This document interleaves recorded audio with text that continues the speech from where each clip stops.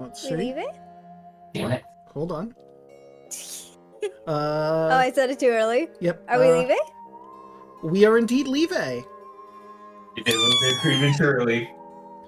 Okay, I'm chat. sorry for prematurely Chat. leaving.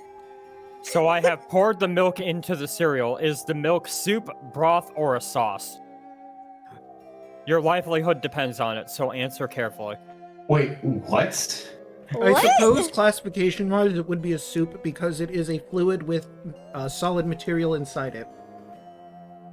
It's definitely not a broth. If you call it a broth, that's just no. Well, Unless it's been sitting, unless the milk has been sitting in the cereal for enough time that soak it up the absorbs. juices. It depends on the cereal as well. If it's like something like Cocoa Puffs or chocolate cereal that turns the milk into chocolate milk, it becomes broth. That makes sense, yeah. No, I'd agree with that. So, like most things, This has been it's your subjective. food hot take, courtesy of Chaco. You know what I don't like about conversations like that? I want to slam a chicken on the table and say, "Behold a man."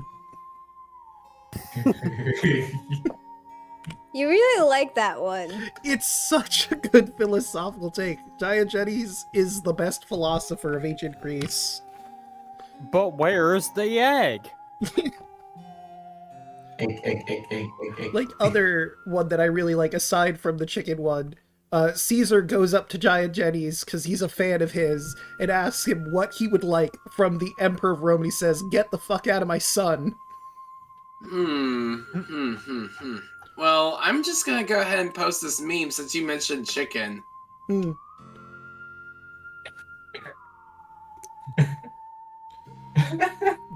Let me open that. Okay. Draw me like one of your French chickens.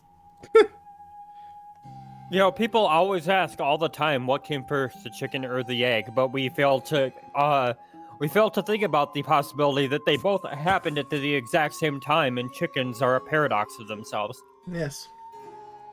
Schrodinger's chicken.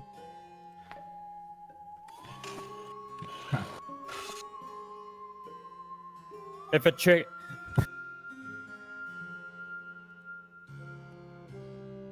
I'm trying to think of, like, okay, so, like...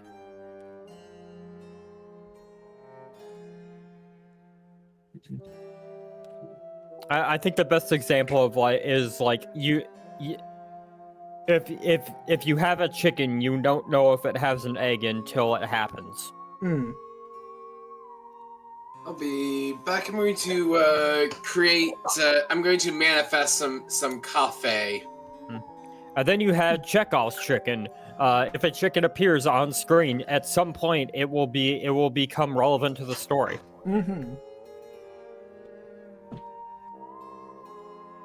Ah, Scar, telling me to be prepared.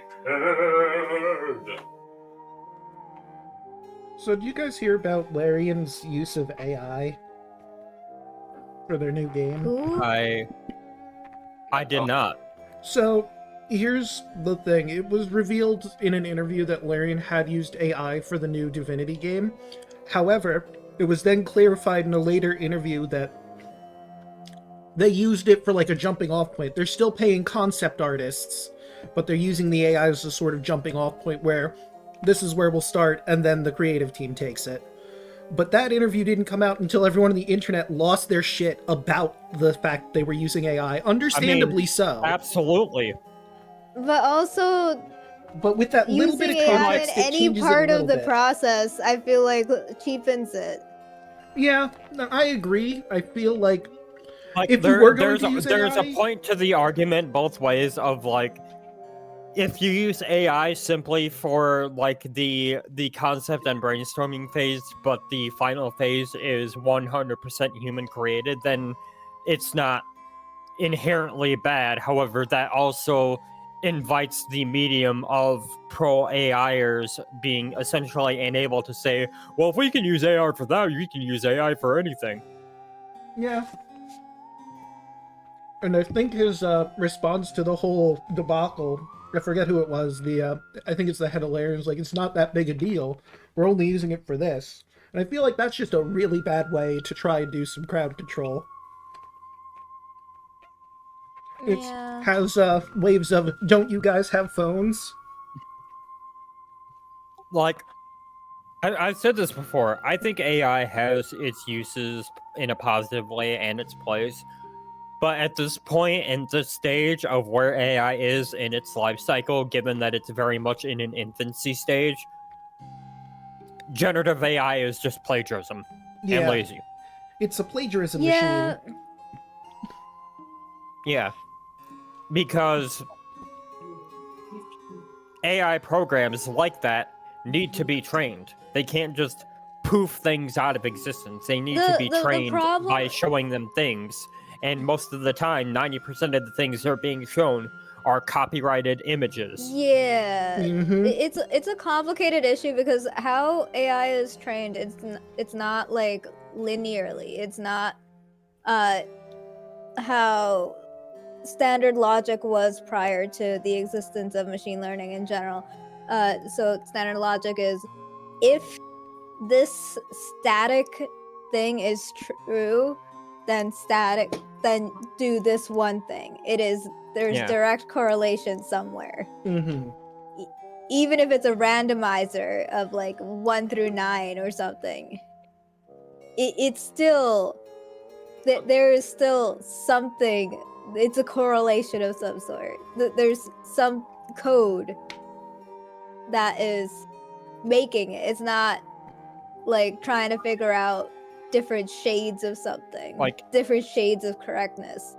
The only thing about AI that I actually like, and like this is from like the anti-authority perspective, are the AI videos of like the presidents playing Call of Duty. Those are fucking hilarious. Thank you for the resub, Rodden.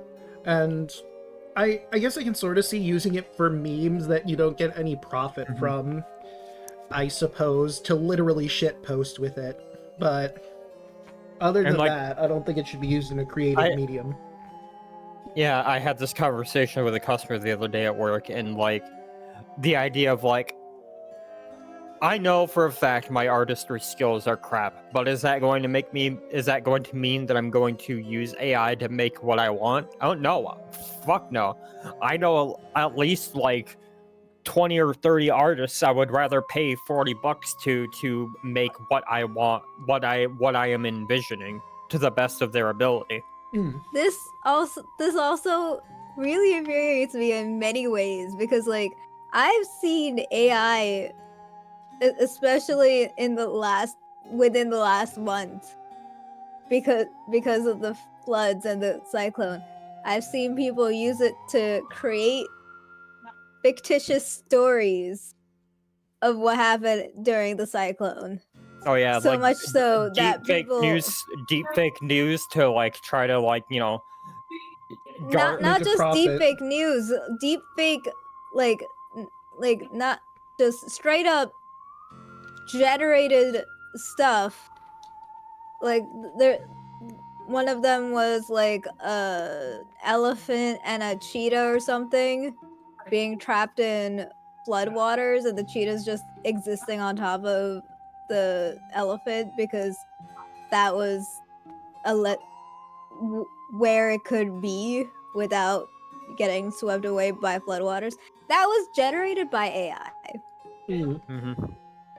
That was a very popular, very widespread video, and it is a video that is generated by AI. Problem with that is that these videos are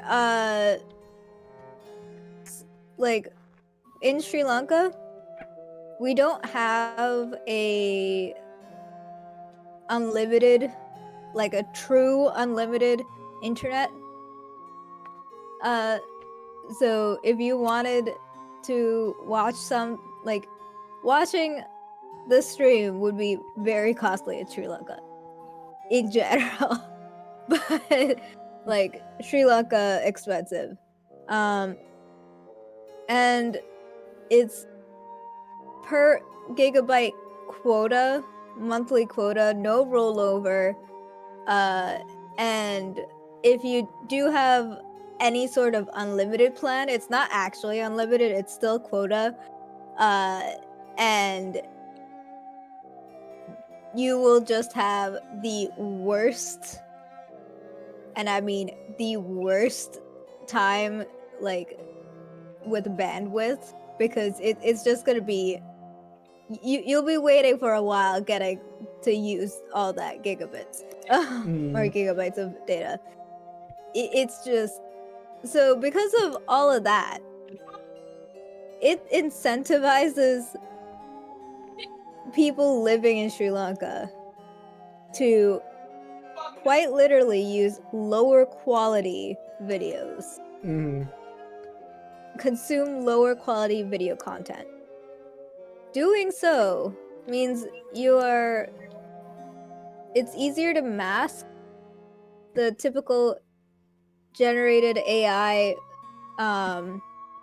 tell marks, because if everything looks like blurry pixels, then everything is gonna look like blurry pixels. It's You're not gonna be why- able to tell what is or isn't a third finger. It's why in Or old an media eighth they finger, were yeah. able to cover things up like that because the quality of the film wasn't that good. So they were able to hide Yeah. discrepancies the same way. Yeah, so like because of stuff like that, it gets covered. And so within Sri Lanka, it'll spread really far because people will think it's legit when it's not. And that's just the start of it. There's more. So like, and if international people, we don't have like gigabyte restrictions, so we can tell if something's AI, or we can easily check it ourselves without feeling like it's gonna eat up all the bandwidth or data that we have in our like plans. So we can do that, and then we can, after checking that, we can be like, yeah, this is actually AI. Maybe, and if it's about something as important as a tragedy of sorts or national disaster, people can be like, oh yeah, this national disaster really isn't as bad as people are making it out, because all these I heard videos national are just... disaster. Are you talking about me? No. I knew it. Like, people can see all these different things, and it's like, if most of these are AI generated, then maybe this isn't as bad as people are saying. You know, kind of like how the boy who cried wolf situation. If you cry wolf so many times when something actually is happening, no one's gonna be there. Feels very similar. Yeah. But everyone's blind and not able to identify that they're also crying wolf over something that's not actually a wolf. Right, but let's get started, shall we? Who would like to get some inspiration for the recap? In character, of course. Who actually remembers what happened? I can give a very quick TLDR from my point of view. It's true. You were gone. Oh. I think for what she went through, she deserves that inspiration. And if everyone was so cool with it. My TLDR would, like, I don't think my TLDR could be would suffice though. It would just be great boogly moogly. I got, like, there were a lot of weasels all of a sudden, and I got, like, I think I was taken away somewhere. I can't. It was such a mess. They have made her their queen. Well, I don't know about that. They already have a queen. No. No, that's completely wrong. We're trying to kill their queen. Yeah, Their exactly. queen's the whole reason we're in this problem in the first place. She is the mistress of all Boogles. Yes, mommy. Well, Quiet, you wait weasel, till you were- see her, then you can decide whether or not you want to say that. Okay. Now that everything's like quiet down in my house, I can probably give the recap. Okay. Okay. Last we left off, we were actually heading up the stairs and ended up going to a room with a clock that springed out the devil's animal, the weasel. As we were fighting those weasels, I believe what a big swarm of them came out of nowhere down the hallway and took Rashmi. As they took Rashmi away, I believe one took Anne's tooth. We destroyed the clock so we don't have to deal with any more weasels, and then we kept on going. Oh, Caldric killed the weasel too. Weasel But wizard. Reaper killed it through the walls. So we went down the hallway. As we went down the hallway, we went into a room with a whole bunch of toys. And there was a talking doll. The doll told us to help her, save her, or help her from a monster, so me and Anne started looking around the room. As we looked out around the room, we didn't see anything at first, but Anne said that she saw a shadow glimpse that came out of nowhere. So I thought it would be a good idea to use one of my special abilities where I could see stuff from. And then it was in the closet. So then I pointed my gun to the closet and started shooting. You helped him come out of the closet with violence. Good? Question mark? I pointed my gun. And as we fought the creature, Gerard informed us that if we to grab a toy and trust him. And from that we found out that it couldn't hurt anybody holding a toy that was held by a child. And as it couldn't find anywhere to go, it went out the window. And I tried to shoot it, but I ended up missing. And then Lazarus stuck his head out the window and killed it and made it fall from really high fall. Thought it was hilarious. Yes, it was.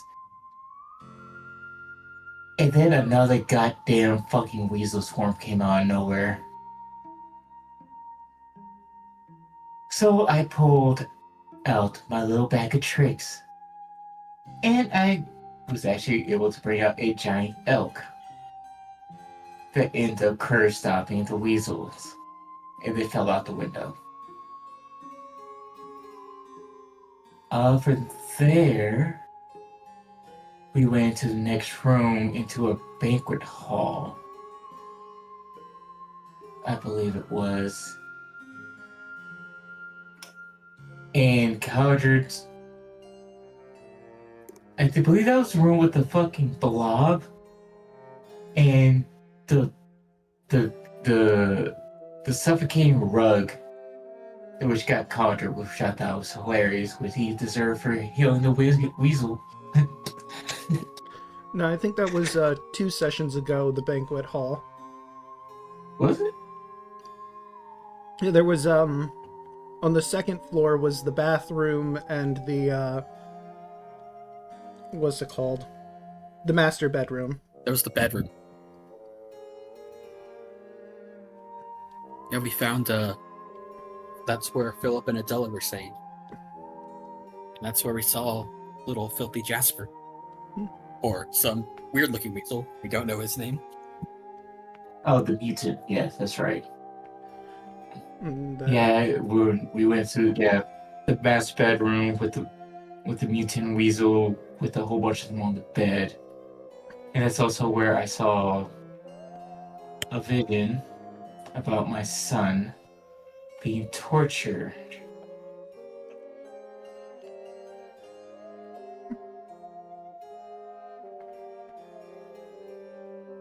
I want to kill the Crooked Man because of that. We killed the. Who was it? Who put the weasels to sleep? I think it was Lazarus. And put him to sleep. I killed one. The mutant ran away. And I just ended up scooping all of them in the bag and we threw them with the bag. Lazarus Bagman?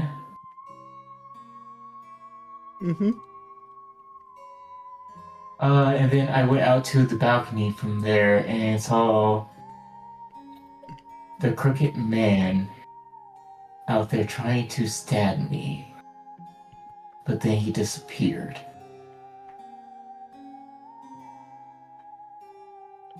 From there we kept on going, and then we found the bathroom.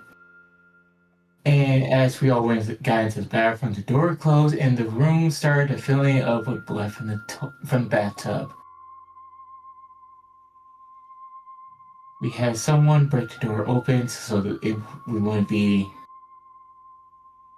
suffocating there, but there was a bunch of weasels in there, so we ended up killing them as well. But eventually the blood from the tub stopped, and I believe that's where we left off at. Nope, you went upstairs. Yep, there's a whole extra floor. Yep. We went and found a library where there was a Oh. strange. There was a strange The cat. library with a great version of Lazir, I guess. I mean, it was Asking just us- Yeah, he was asking for stories, so I told him a story, and told him a story, and Lazir, I believe, told him a story. It was Cauldron, I believe, who told him a story, actually. No, it was Anne, I told a Blair- story. Mary, and Lazarus.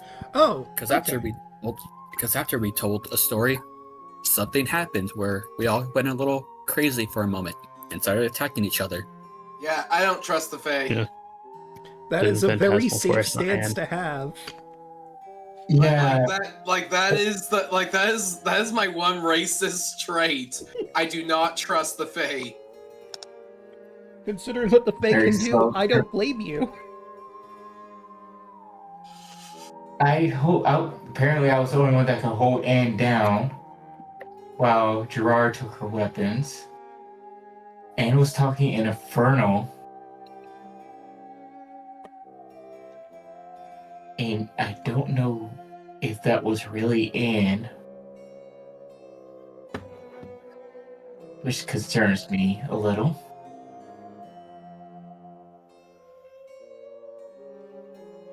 But we end up killing it. As it ran out the window, we shot it, killed it.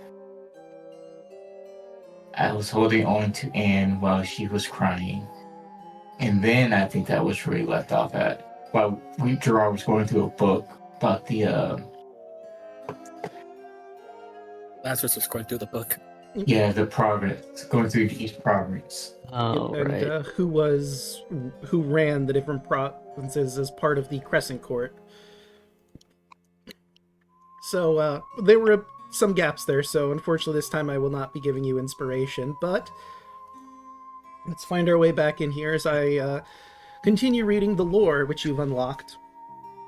In the land of Pico, where the Threadborn reside, I would say you see a decent amount of pictures of what look to be doll people wearing all types of circus attire. And just with that alone, you can figure out that Anne is one such creature. The person who runs Pico is Blinsky II. The gregarious Blinsky II, known for booming laughter and infectious cheer, is the creator of Pico and most of its inhabitants, whom he builds and repairs with a deep affection and care. A master toy maker, he is an automaton himself, with a stout, rounded proportion that presumably resembles whomever Blinsky I was, although none remember any master of toys but this second incarnation. Finding the bureaucratic duties of lordship painfully dull, he prefers to travel the province in his mechanical walking workshop, and have fun with his subjects and offer free repairs to any who are broken. In a realm of eternal night filled with terror and misery, Blinsky believes it's his duty, as well as the duty of his people, to bring only joy, laughter, and light to the darkness. He's has a bit of childlike innocence and enthusiasm, despite being one of the oldest lords in Druskenvald. And you can imagine how that may lead to problems in political style areas. And that is Blinsky II. Everyone remember Blinsky from Odyssey? Barovian Odyssey? I do, yes. Yes. He made our action figures. Yep. We all had action figures. Yeah. If it's no fun, it's no Blinsky. Turns out after he got... turns out, according to this, after he got Piddlewick II, he made his own Blinsky II, and he's over here in Druskenvald now. And to the... It all connects. What? It all connects the Draco cinematic universe. It really does. What I love about this is in the module proper, too. I didn't make any of this up, it just links so flawlessly. If Blinsky isn't played by Robert Downey Jr., you're a failure. The real question is, did the action figures come over with him? Possibly. You have to go to Pico and find out. Yep. Over to the cold north is Syndramus, where, what is their name again? It's an icy place filled with perpetual battle, where the undead fight, die, rise again in a perpetual war that persists so long that no one can even remember what sparked the conflict. Let me find, that's page 46 on. Let me find the name of the people there. They are the...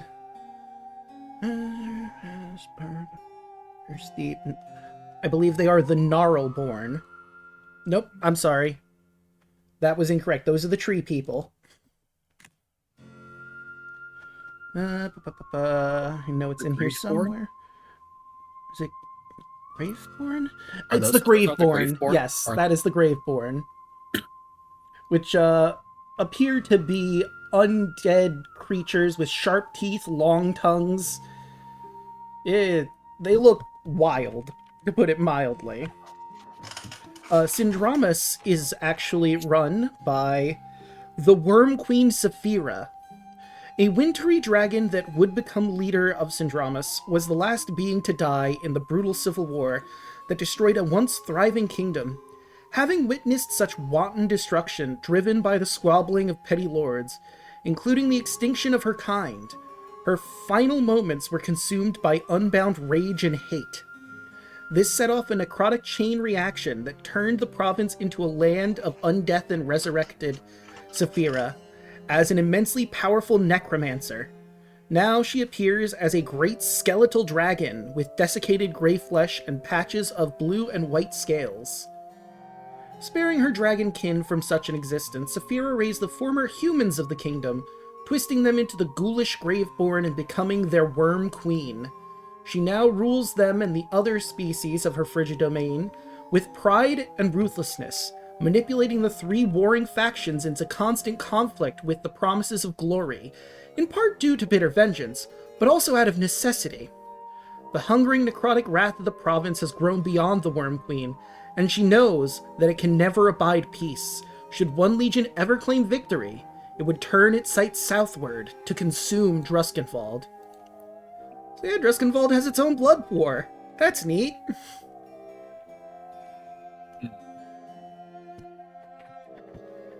And last but certainly not least, we have Zulrog, which is a jungle, swampy sort of area where the Bogborn grow, which are troll-like people. Very big. They've got the tusks, green skin, and the Zulrog is run by Tazre Swampcaller.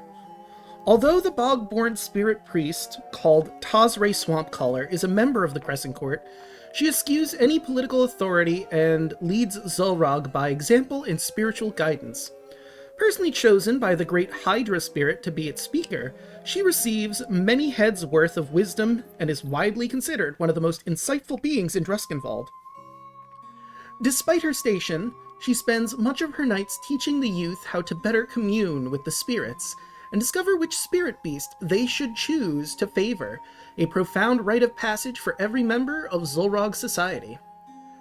Tazri has lived for many centuries, extending her life with Everbloom concoctions, until she can find a suitable replacement to become the next speaker of the Hydra spirit.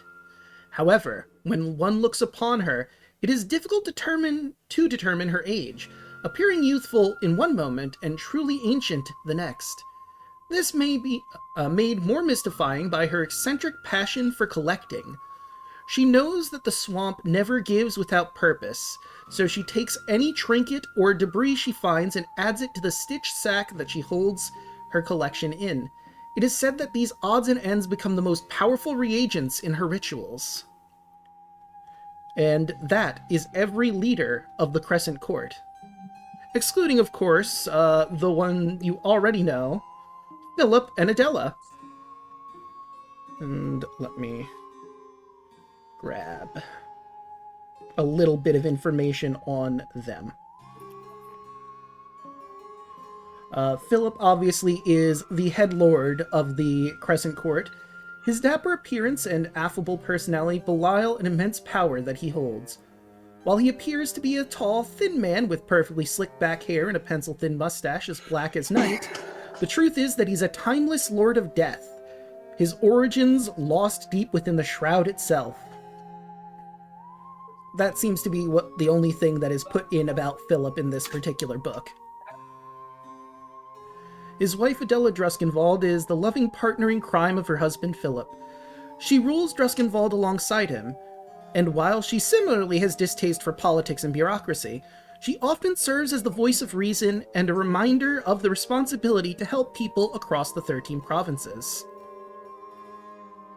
While Philip is an otherworldly entity from regions unknown, Adela was born a mortal woman and lived on the material world for the first 3 decades of her life. As a child, her paranormal experiences and prophetic visions led her to discover her discovery of immense power of divination and strong connection to the spiritual world.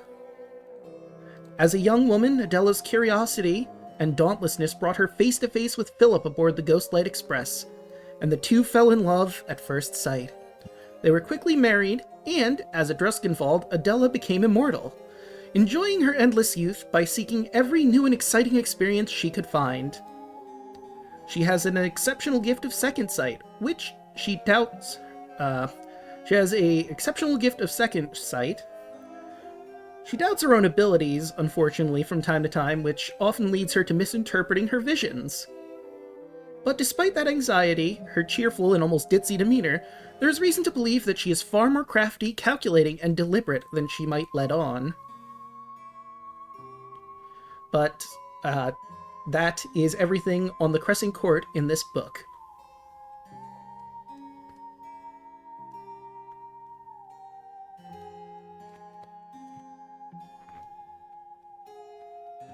Now, where to next? I think that's enough of a history lesson.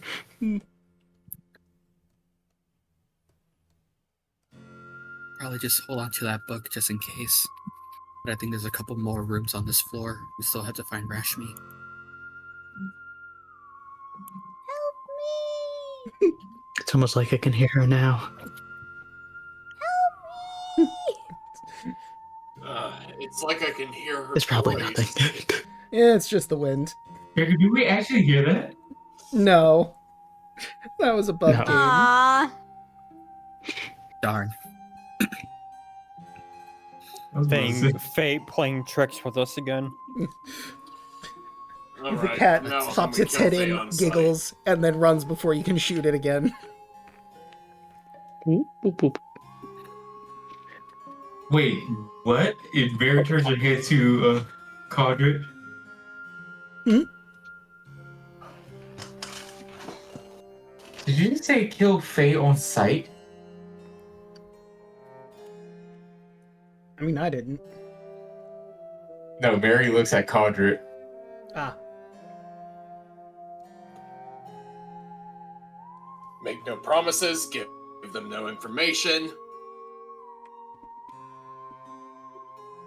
I think that's a little harsh to just kill on sight. You should try to give someone the benefit of the doubt. Barry just stands between him and Lazarus. Give him benefit of the doubt. What are you looking at me for? I'm not Faye. And you lose 10 years of your life. Also above board, wouldn't that just be like racial genocide? Yeah, you know the elven guy is saying kill all Fae. Well, he's like a LaCroix of Faye. I was gonna say, I can't believe that Cauldron is the Uncle Ruckus of Faye. Oh my god. Jesus Christ. Okay, so we have a door to the immediately over here on the right, and Okay. one over to the left by the stairs. Let's check the one over by the stairs first. Mary's still going to keep Oh, I gave you that one, Codric. Yep. Also, I'm gonna use my Pearl of Power to get my first level spell slot back. Understandable. I'd paraphrase an Uncle Ruckus line, but I don't want to get Draco Trich banned. I appreciate Yeah, that's that. why I Thank you. thought I was about. I was thinking about it. Listen, if we all think it in our heads, then it's still funny. Jesus Christ. But Boondog is my favorite thing. I know a lot of quotes from the top. A job application. These things strike fear into a face, huh? Oh no. Job application. Okay. Read, Faye, read. Avoid conversation with the fair. He will lie. He will cheat. He will use words he don't really know. If he gets desperate, he will start to rap. Except for the Fae, instead of rapping, it's talking in rhyme. Look at you now. You got kicked in your chest. Alright. The moment the door This room creaks scares open... me. Yeah, I was just about to get to that. The moment the door creaks open, an infant's wail pierces the air, sharp and relentless, clawing at your nerves. The room, a nursery, is filled with ordinary furnishings. Yet the centerpieces, the mahogany crib and cradle, are riddled with countless tiny holes. The cradle rocks violently, and within it a squirming, shrieking infant shimmers with a spectral blue glow. Its cries filling the room with an overwhelming sense of dread. Oh. Easy now, child. What ails you? Are you hungry? Are you teething? Mary goes over to the crib Are you wet? and she tries to pick up the baby. Okay, let's see. If it's a weasel, I'm going to laugh. You try to pick up the baby, and its kicking and screaming continues. It phases through. It points over to the crib over here. And you don't even have to roll for this. You see a bunch of stuffed animals in the crib. And it's clear what it wants. One of the animals in that crib. However... Mary, go. Oh, sorry, go ahead. Never mind. You finish what you were saying. When you move over to the crib, you notice there are 4 worn stuffed animals. A black goat, an antlered bunny, and a round crow, all of which surround a blue teddy bear. If any, well, I'll just stop there. If those are the 4 that are in there, the 3 previous ones all seem to be pointed to look directly at the blue bear. Picks up the blue bear. About that. The second you touch the bear, the 3 stuffed animals spin around and stare at you. And I'm going to bring out what they are, stat block-wise. Roll for initiative. I don't need a roll, right? No, because you're not here yet. Okay. And... Mother's always ready. Oh, dang. Got that good initiative. Positive. Yep. Bucket, That's... is that you? No. So This is Goat, Bunny, and Crow. Lots of fun. But I want Bucket. Yeah, unfortunately Bucket is not here. He's busy being summoned by Gale in Baldur's Gate. This is a bucket. Dear God. There's more. No! No. Right, This so... is a bucket. Dear God. Right, so, Mary, you're on first. These stuffed animals lunge to attack you and Cauldron. Mary pulled out her gun. She's gonna take a shot at this one. Oh, I forgot something. I'm gonna add it in, but yeah, roll your shot. Boom, 20. Yeah, that's gonna hit. Oh God, there's gonna be stuffing everywhere. For 14 damage. Which one were you shooting at again? The, crow, the bunny, or the goat? Whichever this one was. That one's goat.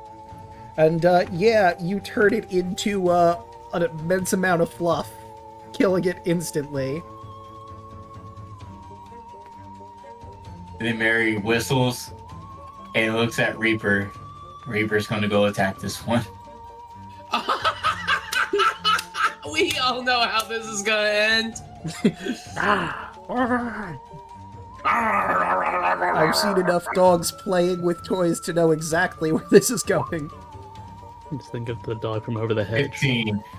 Yeah, that's absolutely going to hit. For 12 necrotic. And, sure enough, as previously indicated, Reaper just absolutely eviscerates this poor toy. This poor, weird, antlered bunny gets all of the stuffing ripped out of it as he shakes it left and right as violently as possible. I'm just imagining the bunny sees, after seeing you shoot the crow, The goat. The goat was the first the to go. goat, it glares at you, and then hears a growling behind it. Then it, like, And side its eyes.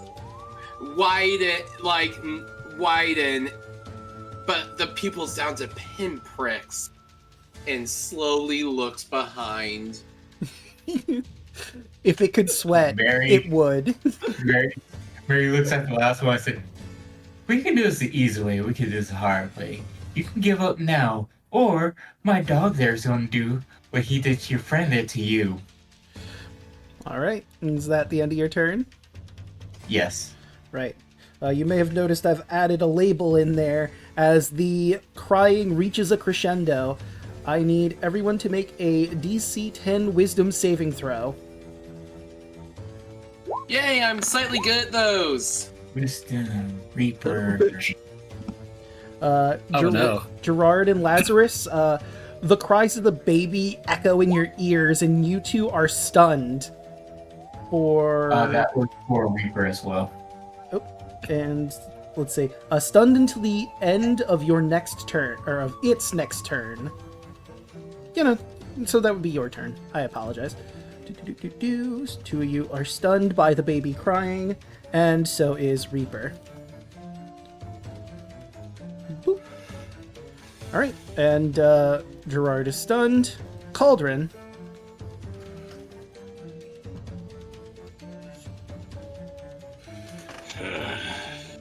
You are supposed to be a guardian to children, and yet this is how you choose your end. So disappointing.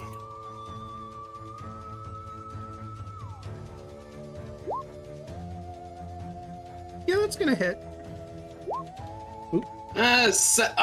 Not great. 7 slashing damage. That's all you needed. It's a closet.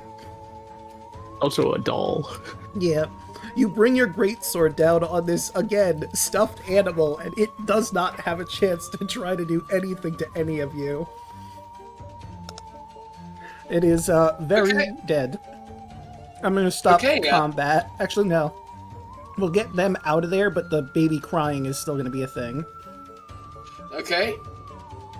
I will take the blue bear, assuming I can. It's an action to grab it and take it over to the baby. Oh. So Lazarus is stunned. That will bring us to Anne. The blue bear is secure. You could grab that if you'd like.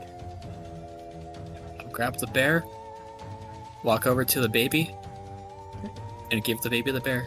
Just be like, it's okay, it's okay. Right. As you give the baby the bear, the crying gives way to cries of glee. He grabs the bear and gives it a tight hug. Roll of your choice a persuasion or a performance check to try and soothe him to sleep. Can I assist? I'd allow that. I I was gonna have the bear dance. It was gonna be super cute and everything. There we go. Right. With Look at that. the 23, you sing a sweet lullaby, perhaps one that your mother sang to you so long ago. And Arthur, the baby, slowly drifts to sleep. The crying stops. And he lifts his hands up while his eyes are closing, wanting uppies. Lifts him up. He tucks into your shoulder and goes to sleep, and fades peacefully into the afterlife, you presume. And the blue teddy bear remains.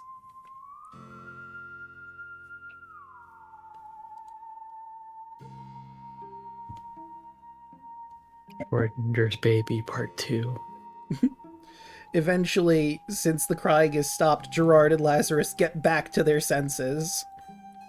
Oh, why did this world give me 4 years? And then Mary's gonna go grab the bear. Because that's probably what we're gonna need. Mm-hmm. Yep. The last thing we need is a pin. Mm-hmm.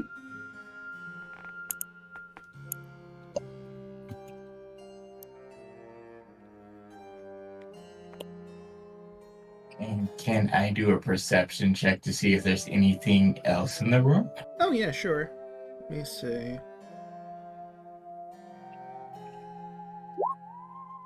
Why? Every time I'm trying to find something, Yeah. I get low rolls.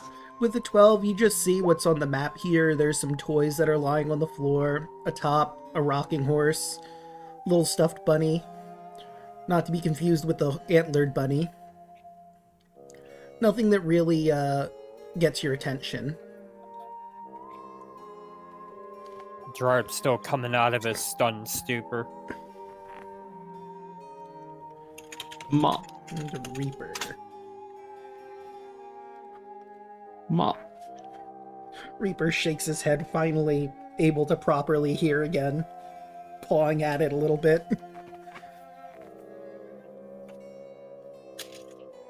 There goes over to the Reaper and starts petting him. Good boy.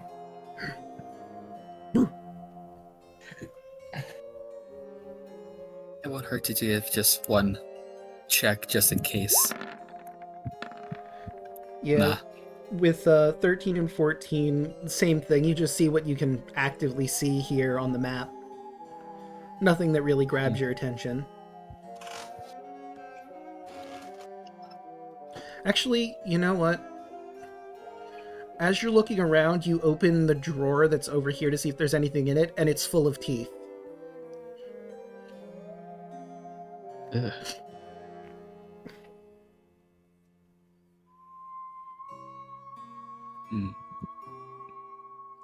I want to do a personal roll, Draco, if that's okay. Looking at the Alright. teeth. Mm-hmm.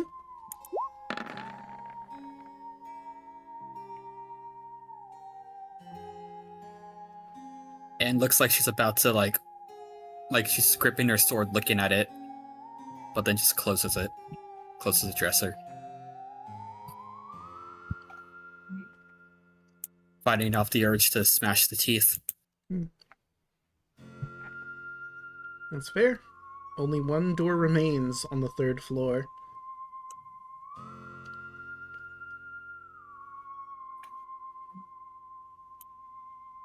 That would be this one in front of me, right? Mm-hmm. He'll wait till everybody's in line, ready to go, and then open the door. Where's... here you are.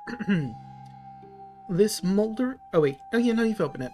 This moldering trophy room is teeming with stuffed creatures of all varieties, standing on the floor, resting on tables, placed in display cases, or mounted on walls. Each of these trophies is frightfully uncanny, with figures in unnatural poses, enormous glass eyes, and strangely bulging hides. Let me see something. All of you have a passive perception that's over 10, right? 12. 15. 17. 11. 15. So yeah, I think we're all over 10. Every single one of you look up and notice that there's a trap door, which more than likely leads to the attic. And it is at this time, Rashmi, that you hear some movement underneath you.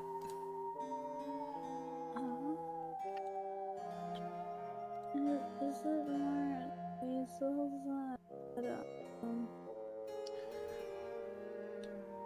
You're very quiet. Is it more weasels? You can just Do we barely hear make that? out... Yeah, you can just barely make out a voice coming from above you at where that trapdoor is. So, you have a pretty strong impression that Rashmi might be above you in the attic.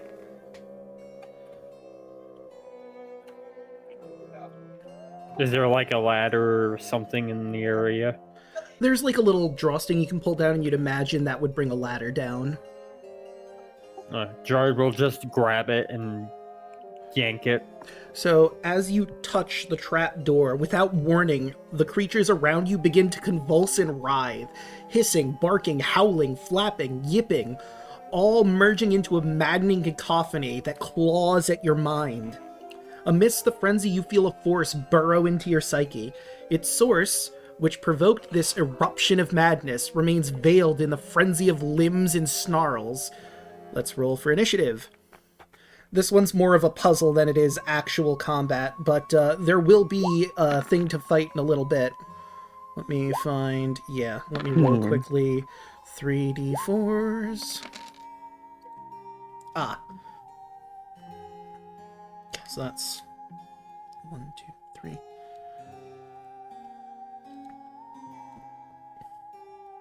To nobody's surprise, more weasels pop out of the various sections of this room. That's 3, 6, 7, 8. There we go. Bop. Bop. And now I will roll in the weasels and put in the psychic scream. Does Rashmi need a roll as well? I'm gonna say Rashmi can't properly open the stairs from their end. She would need someone to... I guess we could put Rashmi in the turn order if someone takes a moment to try and pull it down so that they could join. So yeah, I'll roll for Rashmi. Okay. And I'm all... Let's see. On initiative, count 20.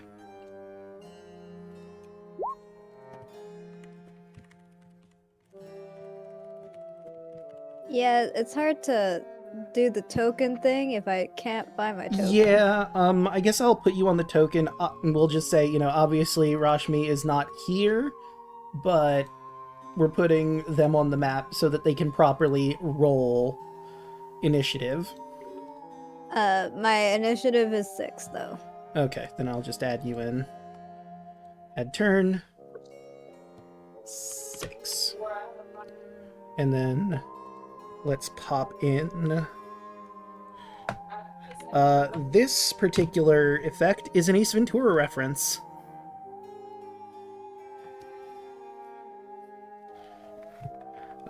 That's literally when I saw this room, literally my first thought was that scene.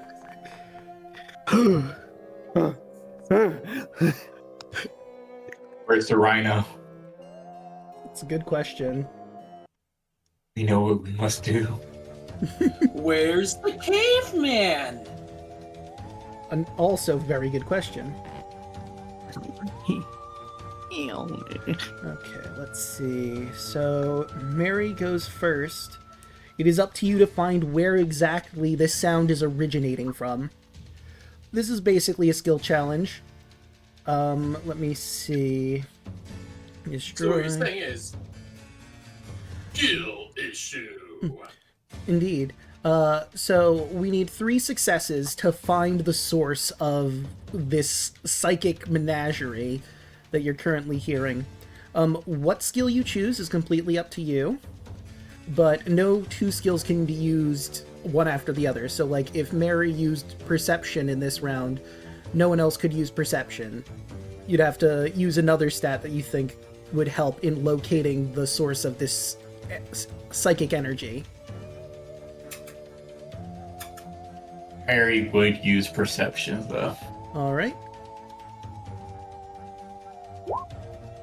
16. Right. Whoops, I accidentally scrolled away from the room. Okay, there we go. Now that I'm on the proper map. Alright, let me double check. That's for that. Okay, and the DC is... Oh, okay. That is a success. So, from your perception, it seems like the noise is louder in the quadrant that is somewhat close to you. Somewhere in the region, like, at the door. So, like, near the right and left. It's definitely closer to you than anywhere else, is what you glean from that. And I will say to everybody that it's somewhere over here. And then she looks at Reaper. Lunch, go get it. Right, which Weasley you sending him after? I assume the one that's closest by, that's, like, just behind the bear. Yes, he'll go for that one first.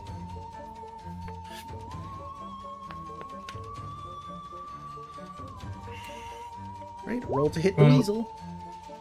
24 Yeah, surprising no one that's gonna hit. for 11 necrotic. The weasel looks at this big, scary shadow dog in immense fear as it comes down and, much like the toy from earlier, tears it to shreds. This time, instead of fluff, it's blood, but you know, you get the picture.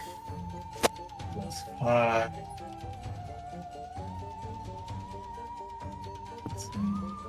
15, 20. He'll be right here. Alright. And that will bring us to the lovely Room of Death. The screeches and flapping and growling and all sorts of noises hit a crescendo and get even louder. Everyone needs to make a DC 10 intelligence saving throw or take 1 psychic damage at this time. Oh boy. Yay! Oh, thanks. Ooh.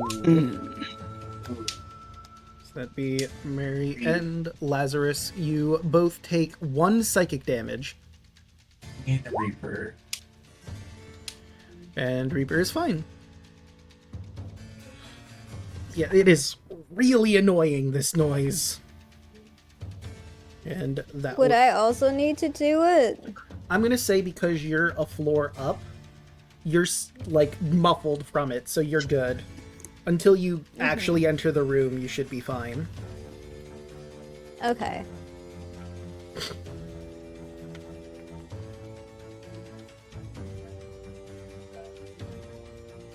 Right, and that will bring us to Cauldron.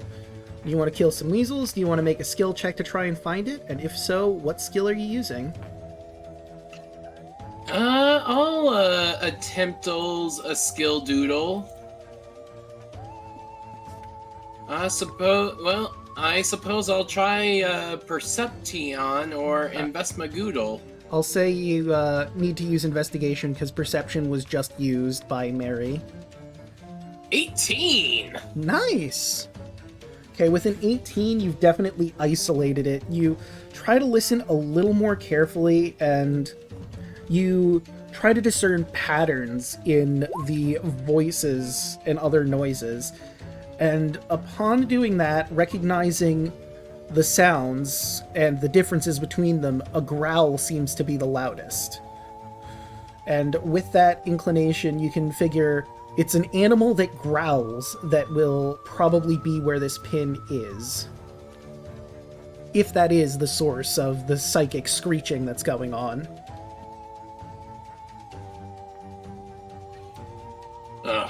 Of these trophies, it's coming from a growling from one of them that could actually growl.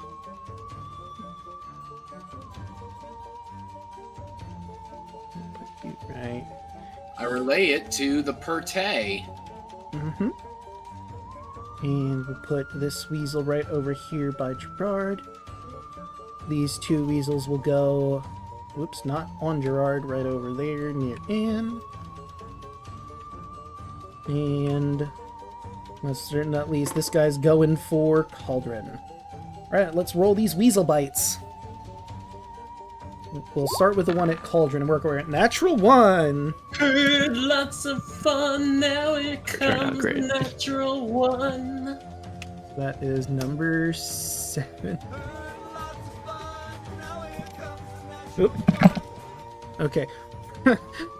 So, it goes to bite Cauldron, and then suddenly you hear, like, a gurgle from its stomach, and he seems to have a bit of a tummy ache. For 3 rounds, he's dizzy. He cannot move, he has disadvantage on attack rolls, disadvantage on dex-related ability checks, and dex saving throws. Poor little weasel. Trying to do his best. Do not help him. But I will shoot you. 2. Alright, so that one misses, but the second one hits Anne for 1 piercing damage as he bites into your shin again. I'll be honest, last session I was hoping to get a weasel familiar. Well, I mean, Well, it's too damn bad. you might be able to. I mean, there's plenty of weasels here if any of them survive. Get the find familiar spell somehow. I don't know. 1, 2, Yeah, 3. but like it's better when it's earned. Another natural 1, a 20, and a 24 on the ones that are attacking Reaper. So let's get the damage out of the way. He takes 2 piercing damage from 2 different weasels, and let's see what our 1 failing weasel does. That is a 1. He does not have any armor or clothes, so that's just going to be a miss.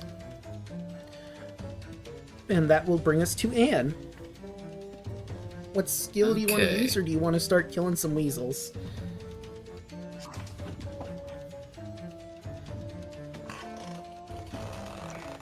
I have one more use of my ability, so I'm gonna try to something that growls. Mhm. I'm gonna use insight and look like kind of like back around here towards the like bottom of the room Mm-hmm. to insight any of these animals that could be growling. Okay. Roll your insight. 22. Alright, with a 22, You notice that the bear's mouth is moving a little more than anything else, and the pulse that seems to go out seems to affect Gerard almost more than the others because he's closer to that bear. The bear is definitely the source of the psychic noise.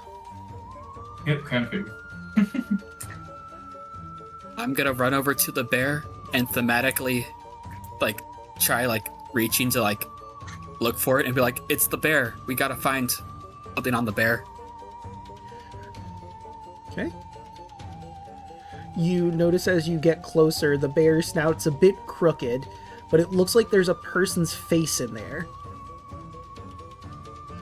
Almost as It's if a Nicolas person has Cage. been sewn inside the bear. It is not Nicolas Cage. It is a lady. Damn. Damn. There's someone inside the bear. Gerard, we need you to get this. We need you to investigate this. Now in my turn. Alright, so Gerard, if you would like to do that, it's an action to basically just rip this bear open to free the person inside. Absolutely. He's just going to literally, like, God of War style, not to try to, like, hurt the person inside, but he's just gonna grab his axe and go just from mouth to bottom, just slice open the bear, being careful not to, like, cut the person inside. As you cut open the bear, pounds upon pounds of sawdust spill out of the bear, but within them stumbles out the ghost of a lady who looks a bit confused as she tumbles out of the bear. This appears to be Gail Petrini. She looks around confused. She doesn't say anything, but pulls herself free from the mess on the floor, removes a silver pin from her hair, and then stabs it into the bear's nose, before fading with a bewildered and strangely bestial grunt. And all that's left is dealing with all these goddamn weasels in the room. Hey, Draco. Mm-hmm. Speaking of bestial grunts and considering what I am, could I make like a history or arcana or something check to see if I can figure out if that's like normal Okay, yeah, I'd allow that. or what that means specifically? I guess Arcana? Yeah, Arcana makes sense. 16. With a 16, the fact that she had been sealed within this bear for gods knows how long seems to have affected her a little bit. And made her a little wild, to put it mildly. Alright, well, that's turn. Right, that'll bring us to Lazarus. There's still weasels to be dealing with. Here is. Oh, mine's liver. Which weasel? The one closest to me, Okay. in front of Carden. Target must succeed in intelligence saving throw. How smart are these weasels? Not very. Fair But enough. that's a Fair 15. enough. Smart enough. The weasel looks at you and narrows its eyes, well aware of what you've tried to do. Weasel. What is with these weasels? He's got a tummy ache, but he's apparently the smartest of the weasels in this room. No, he's not. He's close to Mary. Right, and I suppose, unless you have any bonus actions, No. that will bring us to Rashmi. Rashmi, you hear all this commotion downstairs. You can figure out where the trapdoor is from your end much easier, but it's going to be near impossible to open it from this end. You could knock on the floor maybe and see if you can make it clear to everyone where you are. Okay. I think I'll try knocking. Right. Would that be unarmed Nah, attack? that's just something you can do. It doesn't I'll take try knocking. you hear from above you knocking, so there's definitely a person up there. Confirming it's more than likely Rashmi. And that will bring us to Mary. Mary's going to pull the string down. Alright, you have to stand, like, right here, and you can use an action to pull the string down and get the ladder open. Yep. Mary will move right there to pull the string down. Right, the ladder comes down from the trapdoor, and it's a little difficult to see, but you do see that there is a person standing near the ladder. You do have dark vision, but just the angle is weird, so you can't quite make her out. Mary looks at Rashmi. Rashmi, from your angle, you definitely see Mary and the others. Mary. Oh, thank the heavens. Reaper, rip him up. Reaper. The weasels once again. Haha, I'm in danger. He's going for this way. Alright. For 9. Alright, and that obliterates that weasel as he once again tears it to shreds. And that'll be Mary's turn. Right, that will bring us to Cauldron.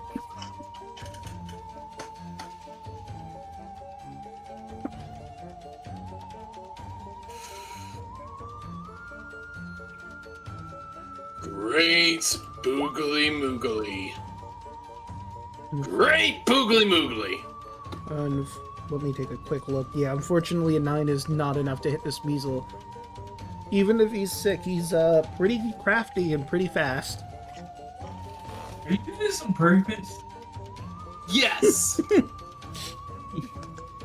All according to plan. He's rolling low on purpose.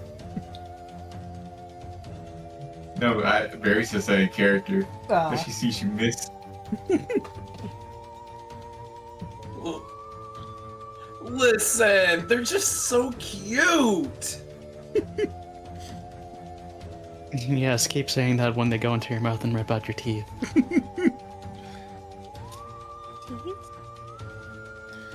Speaking of, Well, and I believe the some weasel, of us don't have sugar for teeth. the weasel in front of Cauldron, I believe I said has disadvantage on this attack. That would be a 14 to hit, which I'm pretty sure doesn't. Does not. Right, 2 weasels that are over here, gonna move down. Excuse me. And they're going to try assaulting poor Mary. That is a 15 and a 13. So, One meet, 1 miss. right, so you take 1 piercing damage from the one that managed to hit you. There's still 2 that are over by Reaper, and they don't want to die, so they're going to try and fight back. A cornered animal will do what a cornered animal does, and that is 1 more damage to Reaper. And that is it for the weasels. Bring us to Anne. Gotta get over here so I can flank with Cauldron. All right. So it'd be... 16. Oh yeah, that hits. 6 damage. Sadly, the smart weasel goes down. He may be smart, but he can't outsmart getting attacked by a longsword from behind. You went to Weasel College. He did. You Yes. see a little Instead of, like, a graduating slicing- cap on his head. that he kept on. Instead of a sliding motion, and actually, like, when she goes around, she flips the sword around, and, like, I think the technique is called half swording, where she just bashes it in with the guard and pommel. Being very aggressive with it, she just keeps hitting the weasel again and again and again. Bonk, bonk, bonk, bonk. Splattering blood all Just into over. a puddle. Mm-hmm. And then she's gonna look to the other 2 weasels. With just the blood dripping. And just uses her arm to, like, wipe off the blood from the handle, and then just stares the daggers at the other ones as I end my turn. Weasels look concerned. Gerard. Hey, there's a weasel right next to me. I'ma kill it. Fair enough.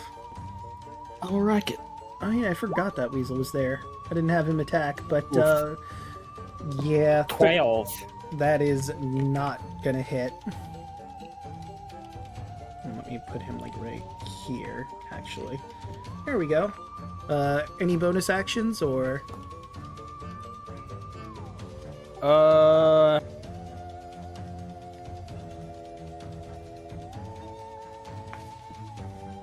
Nah. All right. That will bring us to Lazarus once again. Oop. I don't know. Like, I mean, I guess that counted as small. Yeah, they're very tiny.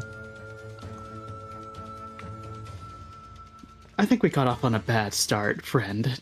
Put it there. The weasel I looks. grab. The weasel looks confused, lifts its little paw up. Yeah, that's 20. gonna hit. For one. That's what you Cantrips needed. don't start being good till 5th level.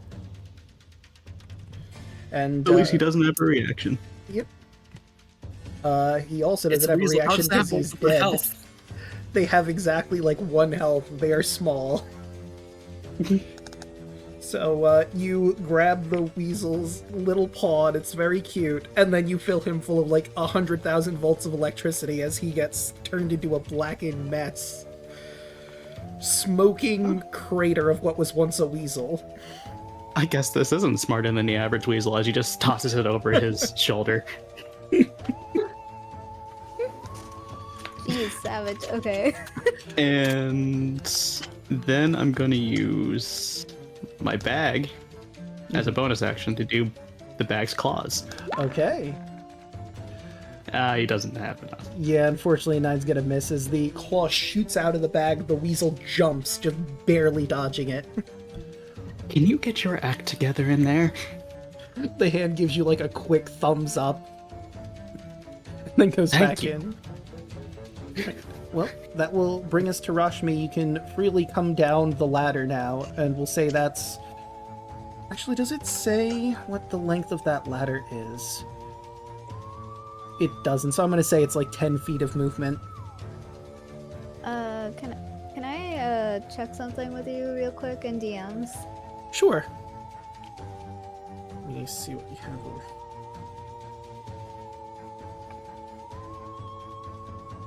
Aldrin, I'm sorry I murdered your weasel buddy.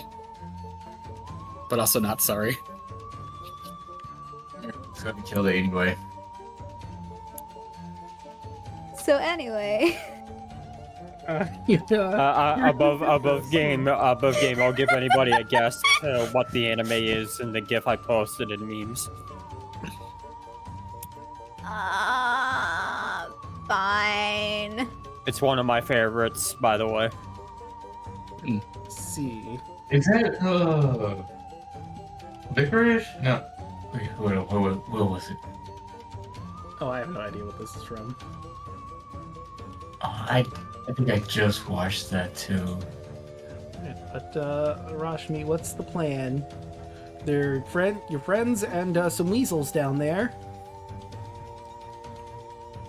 I'm still feeling a little disoriented, but I'll try at least looking down the ladder. All right.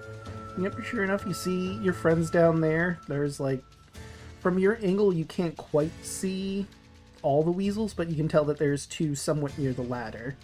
If you climb down, you could definitely smack one of them. I'll just stay where I am. It What feels safe. That's fair. You are sort of recovering from being swarmed by a tidal wave's worth of weasels. They're cute and adorable, but they also, with the rest of this house, it's just... I'd rather not. Right. That brings us to Mary. Okay.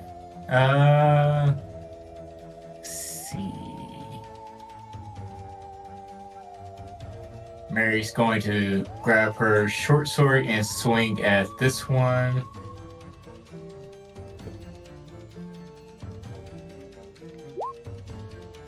For 18 to That's hit. gonna hit. For 11. Yeah, that's more than enough. The weasel looks at you with pleading eyes, and then you just immediately crush it with your short sword. And then Mary will toss it up to her other hand to offhand attack this weasel. Alright. Third. That's just barely enough. You wouldn't get the... So that'd be a 5, which is still more than enough to take down the weasel. Right, that leaves then- 2. Reaper will attack this one. No, he'll attack this one. The one in the corner. Alright. 18. Oh yeah, that hits. For 11. Way more than you needed. Right, only one weasel remains. Cauldron.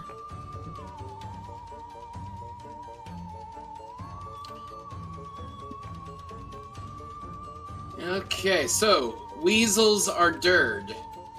Except for one. The one by Reaper over here.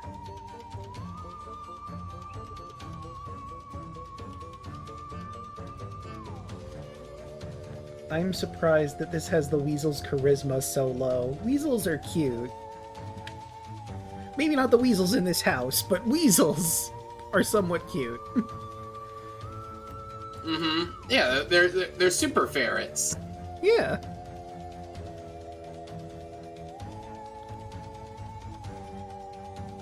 No, it's not.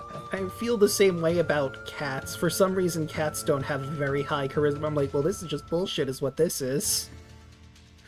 Mm-hmm. I will kill something this session.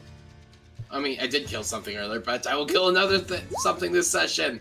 Yep, and that will certainly do it. The last weasel gets turned to pulp as your greatsword comes down on it. And that'll calm things down.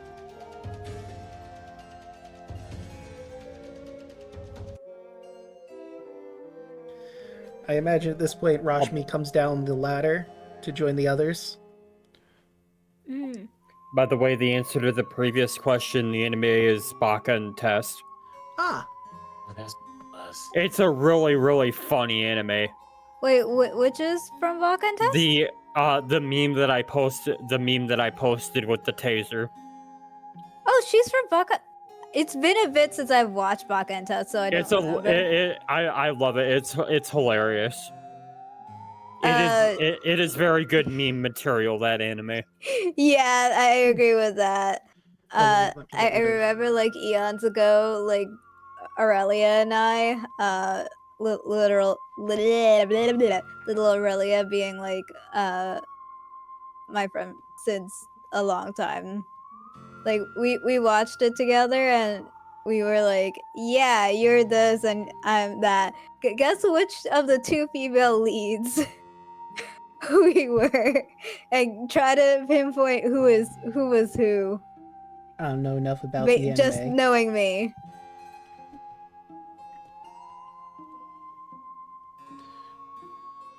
I don't know enough.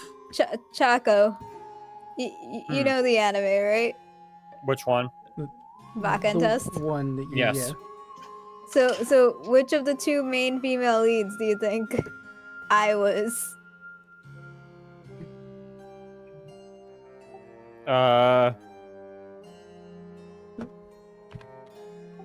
Given, I'm gonna. I don't remember their names, but I'm going to say. I'm gonna say the one in the GIF. Nope. Not that one. The other one, the blonde one. Or is it What? pink-haired one? I don't remember. I think it's the pink-haired one. There's two basically pink-haired girls.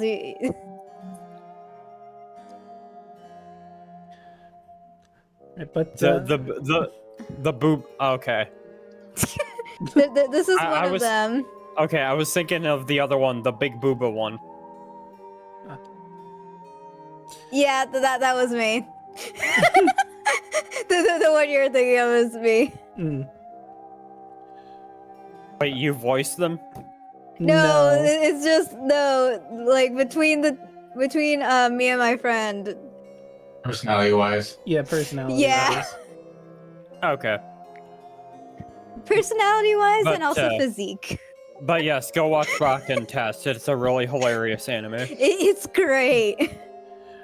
But anywho, the pin is still in the bear's snoot over here. If anyone wants to grab that. Mary would give Rashmi a hug. Aw. Gerard will pick the pin out of the bear. And with that, you have all 6 mementos that you need. All that's left is to go to the attic and finish this off, in theory. A game theory. Thanks for watching. No, wait, don't go, that's not over! Rashmi, did you The funny bit would have been if you just ended stream after that. Hilarious. Rashmi, did you see anything up there? There's lots of strange voices coming from the attic, but I think it's best to go.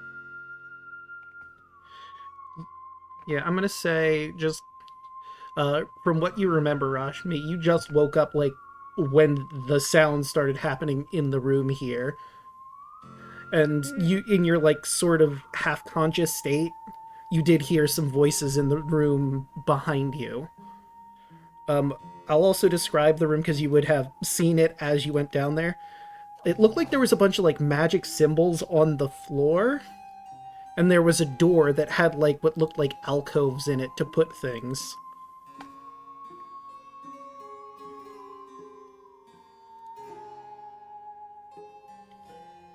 I don't advise going up there. I don't think it's a good idea. And why is that?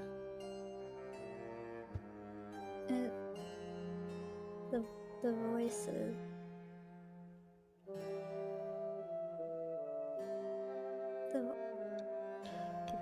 We're very tired.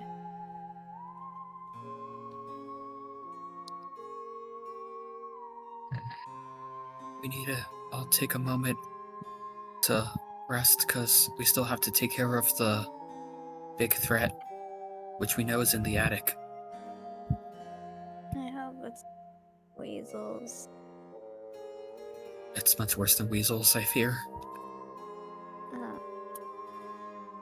But we need a rest. We're all very tapped out. Come on, everyone, let's try to find a place to bunker down.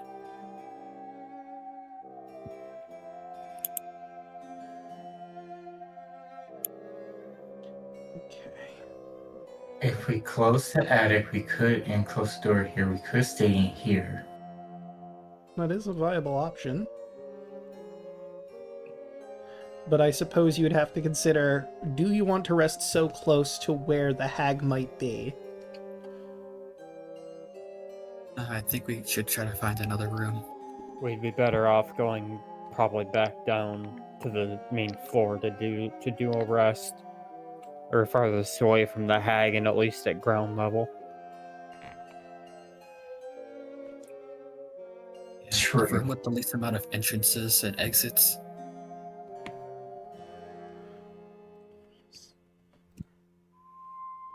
Rashmi, are you able to walk?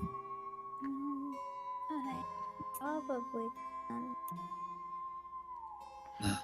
can. Draco, could I make just like a general survival check to see if I could figure out like what room in the house would be our best bet?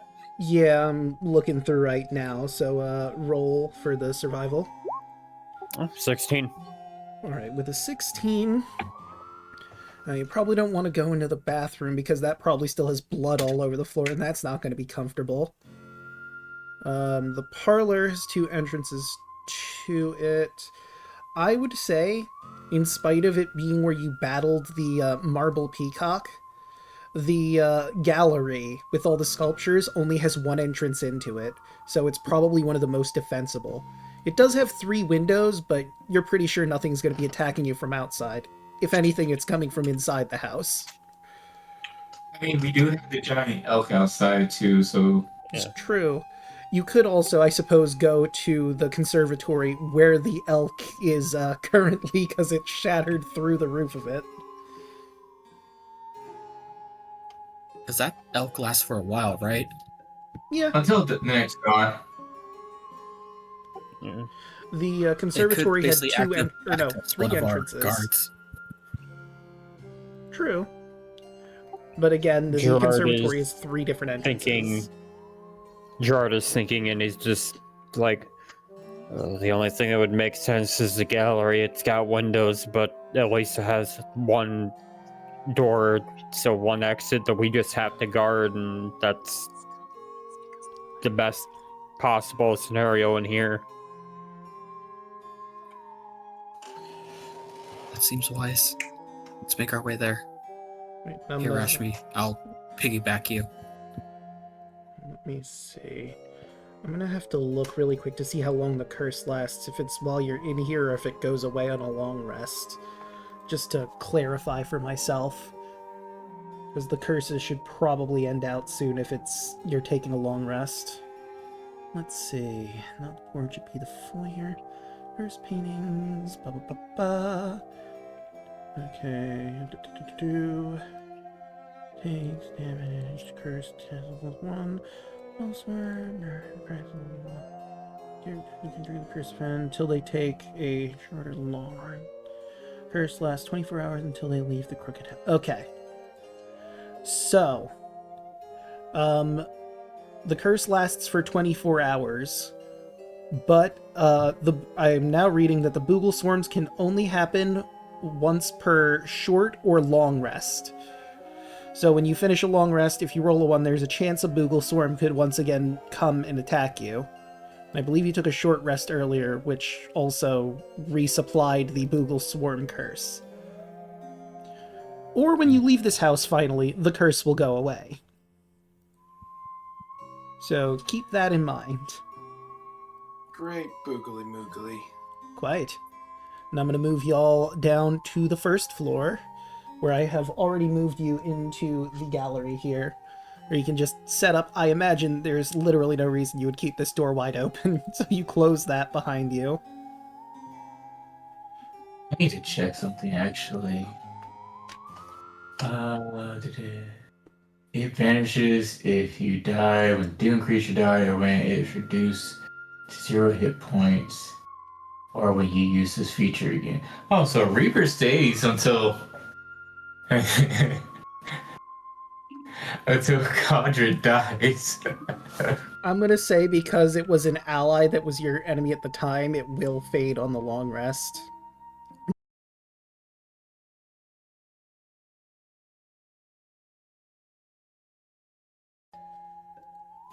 Oh dear. Alright. Oh dear. And it's back. Okay.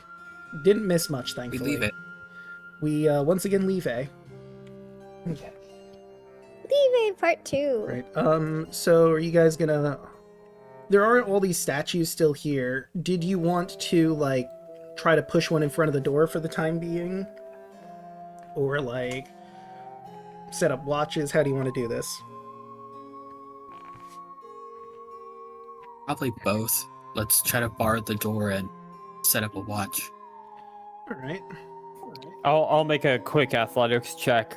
Gerard will just grab a statue and just heave it over and put it in front of the door. I'll assist. Alright, so just roll a quick athletics check with advantage. Thank God for advantage. Yeah. Ooh. So that's an 18. You want managed to deal with the Boogles? Well, he doesn't have to. I'm not You cursed would though, have so to. it wouldn't have affected that. Right, so the two of you work together to push this statue in front of the door and put it in just the right spot where it locks into the handle. So if someone tried to open it, it would hit the statue and make it impossible to open. And how are the watches going?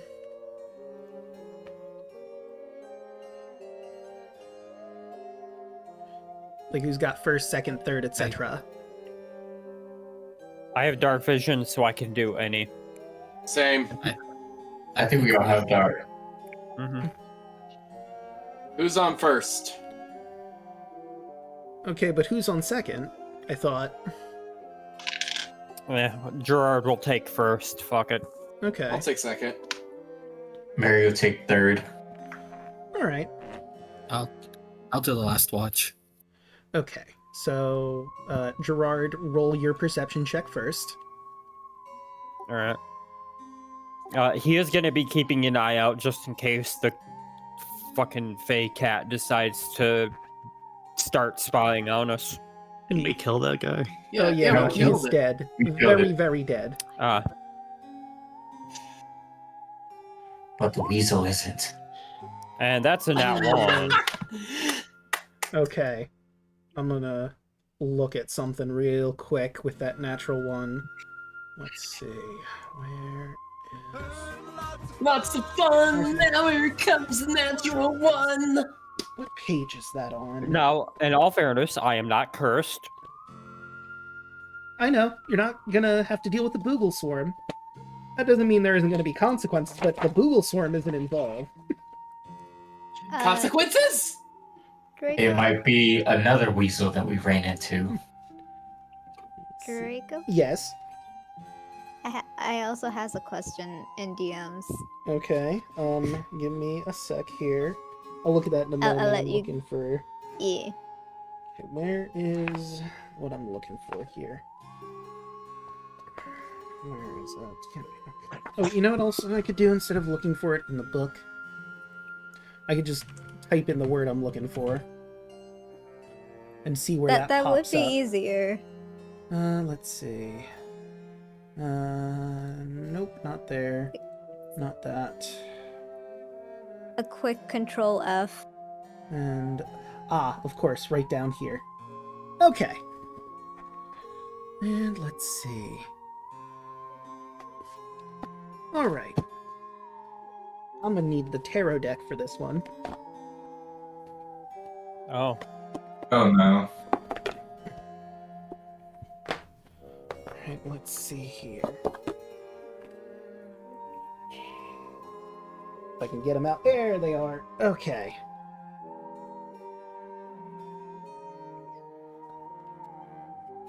Do a quick shuffle. And let's move some stuff so I have more room on the table here to maneuver my stuff around. Nervous whenever the tarot deck comes out. I can't It's only imagine. come out like twice. Okay, let's do this. But like I mean, in this game, above he's only used, board. in this game, he's only used it for the readings at the beginning. Yeah, so this would be the second time. At the same time, this has like the actual tarot cards are surprise. Like oh gosh. Alright, let me find where that is here. Those are the wands. Above board, I will tell you all, I have drawn the Three of Cups.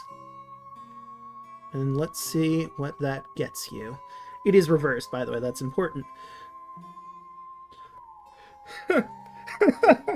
Oh my god, that's perfect for where you are, too. That's hilarious. Okay. So, Gerard, while you're listening around, keeping watch, making sure there are no other fey cats around, you hear weasels in the walls, and that gets you a bit unsettled. But as you're thinking about that, your teeth sort of feel a little weird. You open your mouth and you touch them, and they all fall out. Each and every one. Obviously, that's very concerning for you, but because you're doing like an hour watch, just a few minutes later, they painfully regrow into your mouth and then fall out again. And the cycle keeps repeating itself over and over and over again every few minutes. And I will just put that in your notes so you have that and know that that's constantly happening. For however long.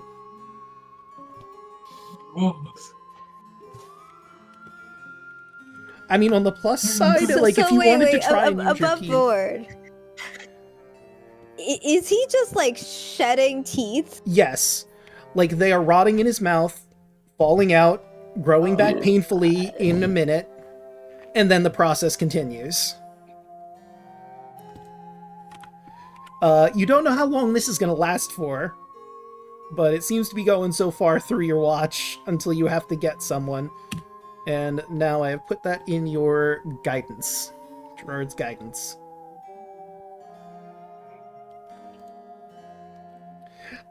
I can't believe how thematic the card draw was at that moment.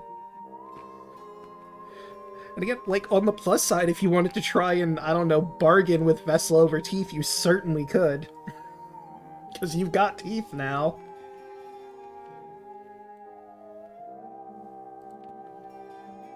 Gerard is just, like, sitting there wincing and almost, like, not, like, crying in pain, but definitely, like, tears from the pain are just, like, very gently rolling off as he's just trying to hold it back. And like, when the watch is finally up, he'll just wander over to, I think, was it Anne or Cauldron that took second? I believe it was Cauldron. He'll just, he'll try to have his, like, hand over his face or whatever to, like, hide what's happening, and he'll just tap Cauldron on the shoulder and then just slump back down on the ground and with, like, his back to everybody. Right, and Cauldron, as you wake up, you do notice there's like a pile of teeth on the floor, but they look incredibly rotted. And eventually they fade completely.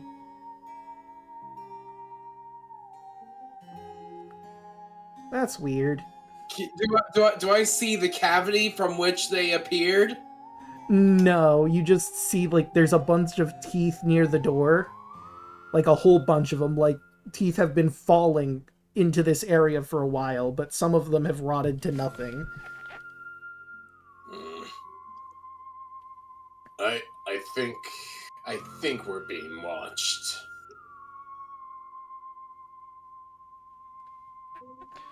Right. Or at least she knows where we are.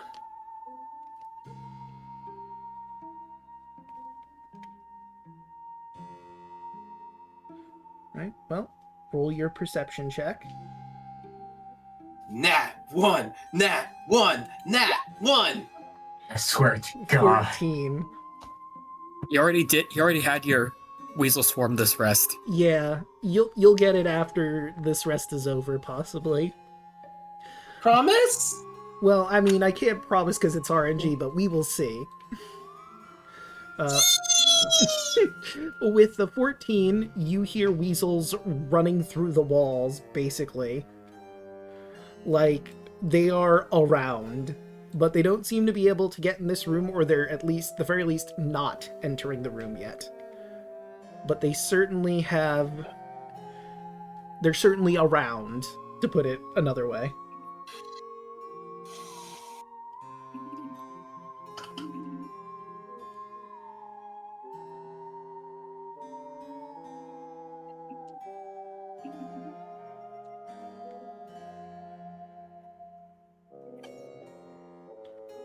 Do with that information what he will.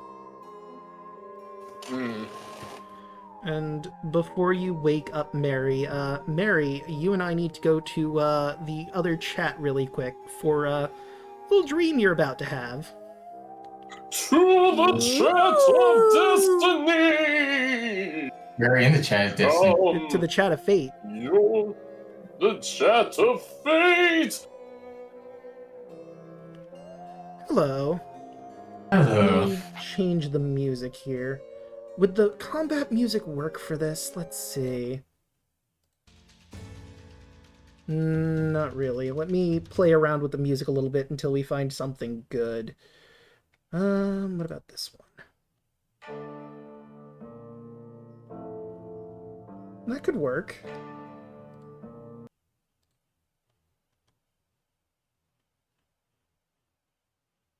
Okay, well that one's just not working, so... Oh, there it goes. I hear it, right? It just took a while, I guess, for it to start for me.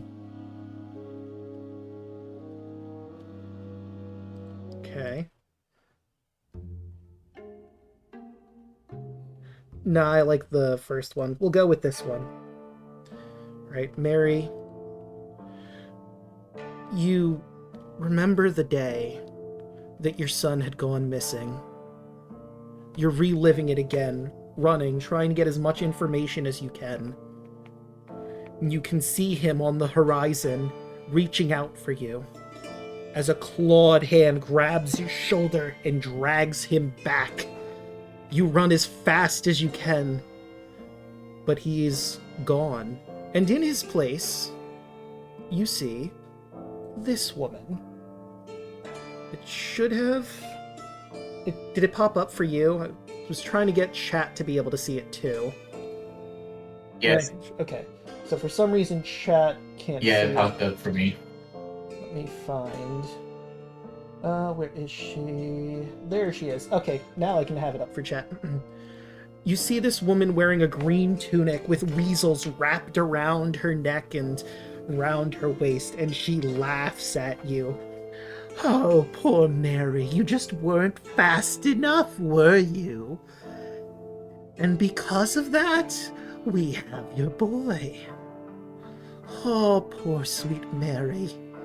Did you enjoy your trip to the material plane?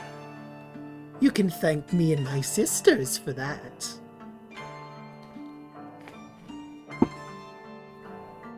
How have you did been? that. How was your trip?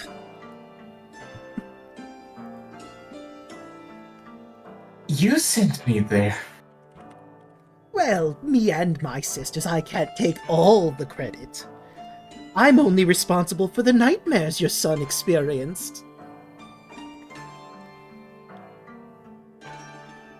Where is my son? That is an excellent question. You see, we all had a part to play. We all got you out of the picture. My sister sent him a letter telling him we could help him with his dreams. I made the dreams, and Stranoga, Stranoga, she's altered him. You might not recognize him next time you see him. What do you mean alter? Hmm? What do you mean by alter? Oh, you'll find out. I'm sure if you survive here, you'll bump into my sister, and you can see all of the delightfully horrible things she can do. But I'm sure I'll see you in a little bit with your friends. Have you enjoyed your time in this house?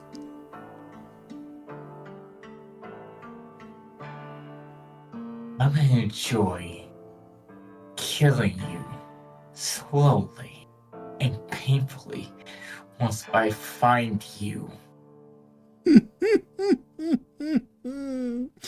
We'll see about that, dearie.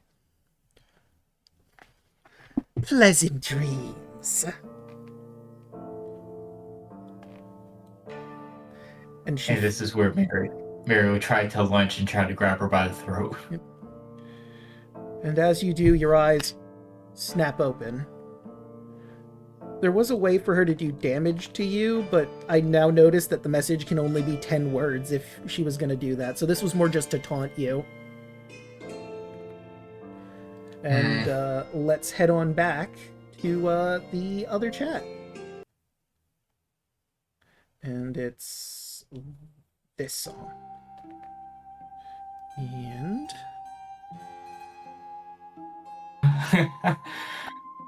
Okay. all right.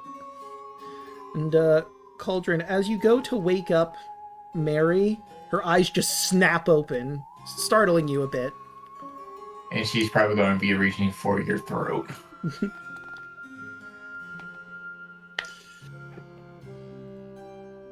Easy, beautiful.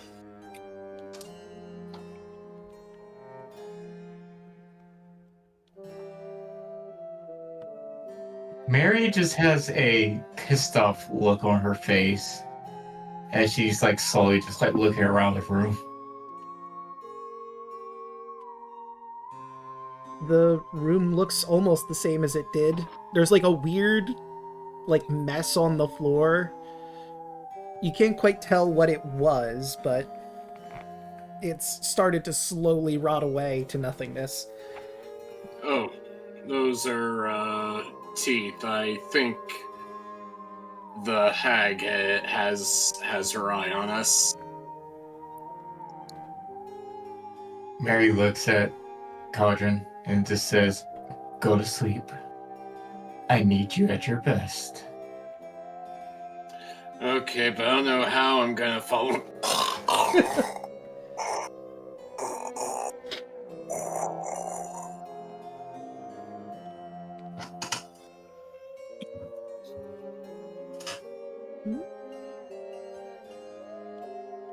And Mary just like sits up, just polishing her rifle. All right. Roll a perception check.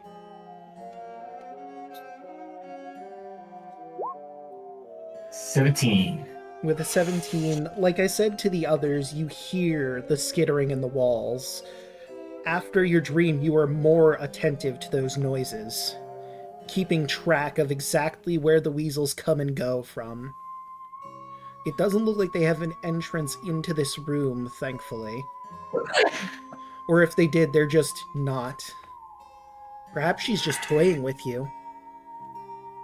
Just trying to unnerve all of you as you try to get a rest. Oh, I'm gonna enjoy putting a bullet to her face."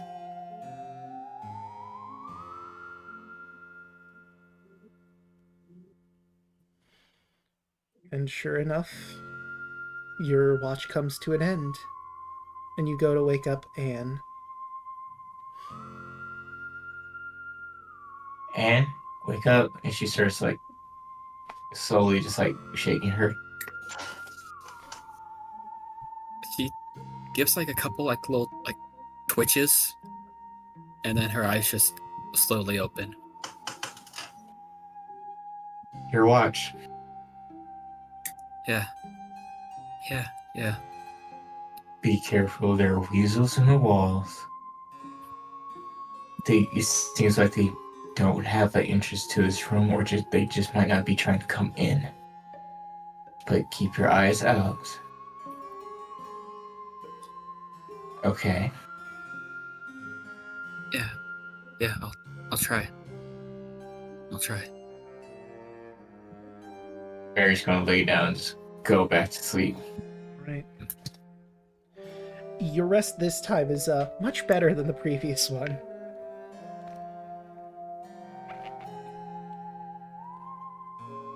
Before I roll, Draco, can I give myself guidance for this? Yeah, I'd allow that.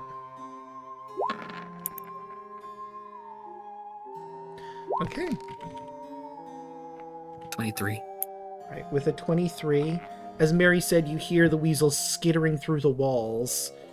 You notice they seem to be favoring this area more often than not. Oddly enough, closer to Mary and Cauldron than anywhere else. They're all running around, but they seem to keep going back to that spot.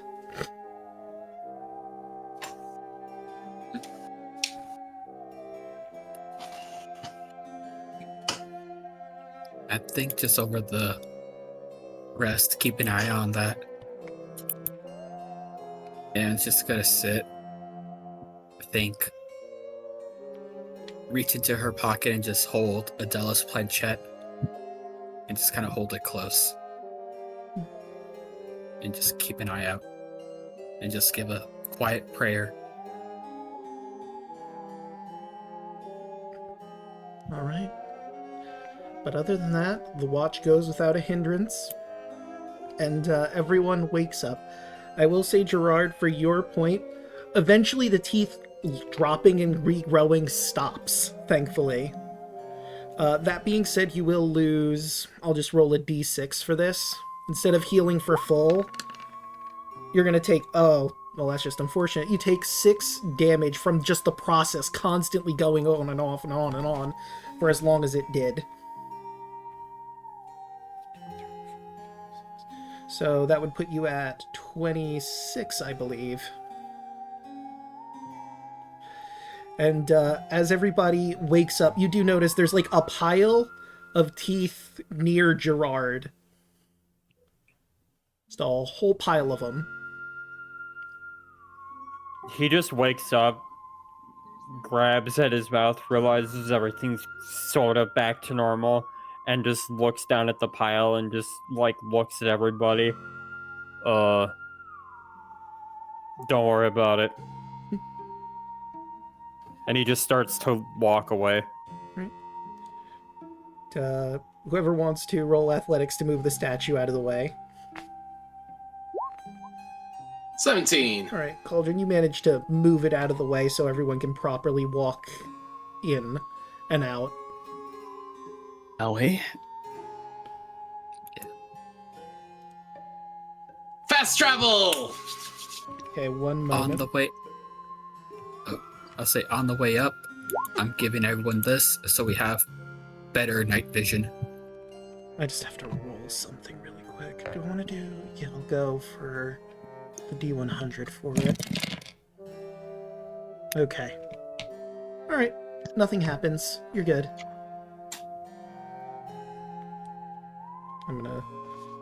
I just have to send Yelling a message real quick because I just remembered something. Oh.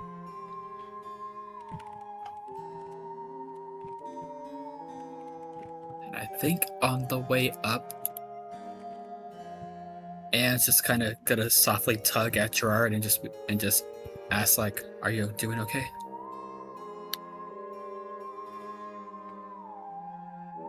Oops. Let me grab that. Oop. Shako? Yeah. Anne was asking if Gerard was okay. Yeah, he'll just nod. I'm fine. We should focus on the attic. All right. Yeah.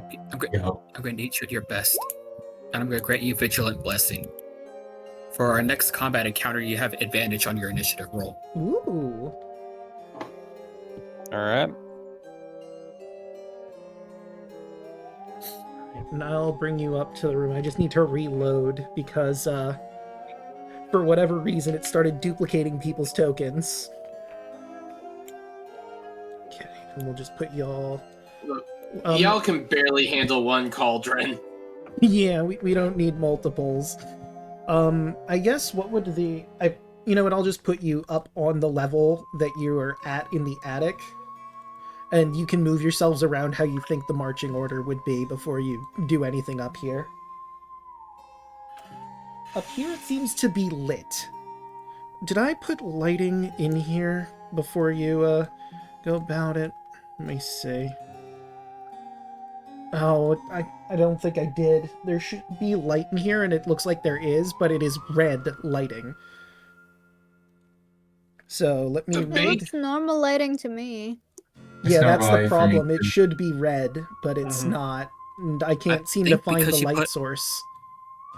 Oh, you put light on Rashmi, because they That's have the right. light spell on them. I forgot about that. That's right. I'm gonna take that off for a moment because obviously that would have ran out at this point. Dynamic Yeah. lighting. Let's turn off the light. Okay, so now it's dark in here. And I will add a light source because, like I said, there should be a light here. And let me see if I can change that. Can I change that, or do I have to go into the... Oh, no, I can't. Good. It is bright light, and that, yes. And we want it to be red. Okay. That didn't seem to change anything. Oh, well, it's fine. It's not the end of the world. I just wanted to see if I could fix that. Oh, well. Well, I feel fine. Right, so...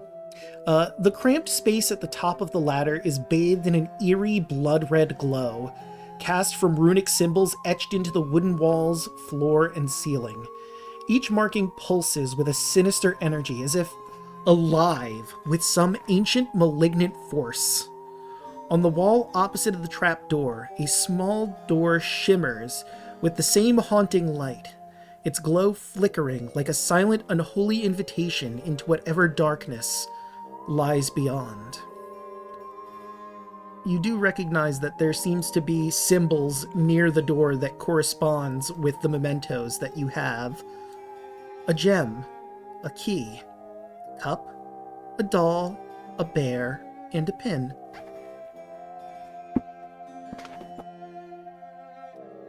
Since Cauldron's at the door, I'm gonna pass him the two mementos I'm holding, the cup and the doll. Alright. I'm just going to pass out the bear. Oh yeah, I have the key. I think Gerard has the gem and the pin.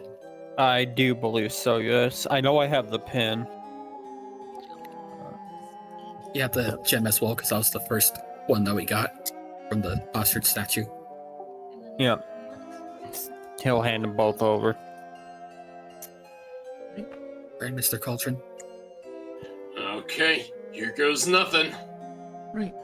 And as you put all of them in their designated spots, you hear the door. And you're able to open it. And let me describe the room as you see it. When the 6 mementos are carefully placed into the vacant slots within the glowing runic circle, the room fills with a rising arcane energy. The air crackles, and the barrier before you shimmers, wavering as if resisting for one final moment before fading into nothingness with a soft, eerie hiss. The door, now unlocked, creaks open, revealing a dark passage. Inside, the floor of the secret attic room is covered with human teeth that crunch beneath foot. At the center of the chamber looms a massive cauldron, its bubbling contents glowing an eerie red. Different cauldron. Oh. Casting flickering shadows across the walls. Sorry. I didn't see anything beyond what I could already see from opening the door. Gotcha. Bound and slumped against either side of the cauldron, barely conscious, are Philip and Adela, their wrists raw from the ropes that bind them. Beyond the cauldron, a cloaked figure sways and moves in strange erratic jerks, as though her joints do not bend quite right. Her back remains turned, oblivious to your arrival. She appears to have a sort of... how to describe it? The cloak that she is wearing seems to be made out of weasel fur. Like, it's patchwork. Some black, some orange, some white mixed in there. The cauldron gurgles violently, the vile red ichor within roiling over the rim. Each drop that spills hisses against the floor, eating away at the wood with a harsh, acidic burn, filling the air with a noxious stench. Time is slipping away, and the hag, Vessla Browntooth, is just moments from completing her profane ritual. But again, it doesn't seem like she's noticed you yet.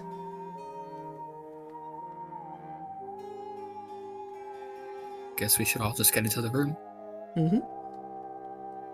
I will put up the turn order right now. Do you have any actions that you want to prepare? Since again, she hasn't noticed you yet. I'm saying this now. The moment Mary sees her, she's going to open fire. So you guys better get your stuff in before Mary goes into that room. I'm just I'm gonna in do the a damage. I'm in a crimson right on my I'm in a crimson right on my axe and right of flame. All right. Mia image. Yes. Can I shield of faith myself? Yes. Mhm. Then that's what I'm gonna do. Okay. Let me just.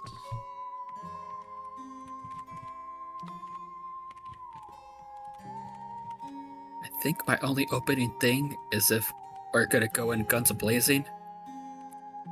I'm gonna give a prayer in Twilight Sanctuary.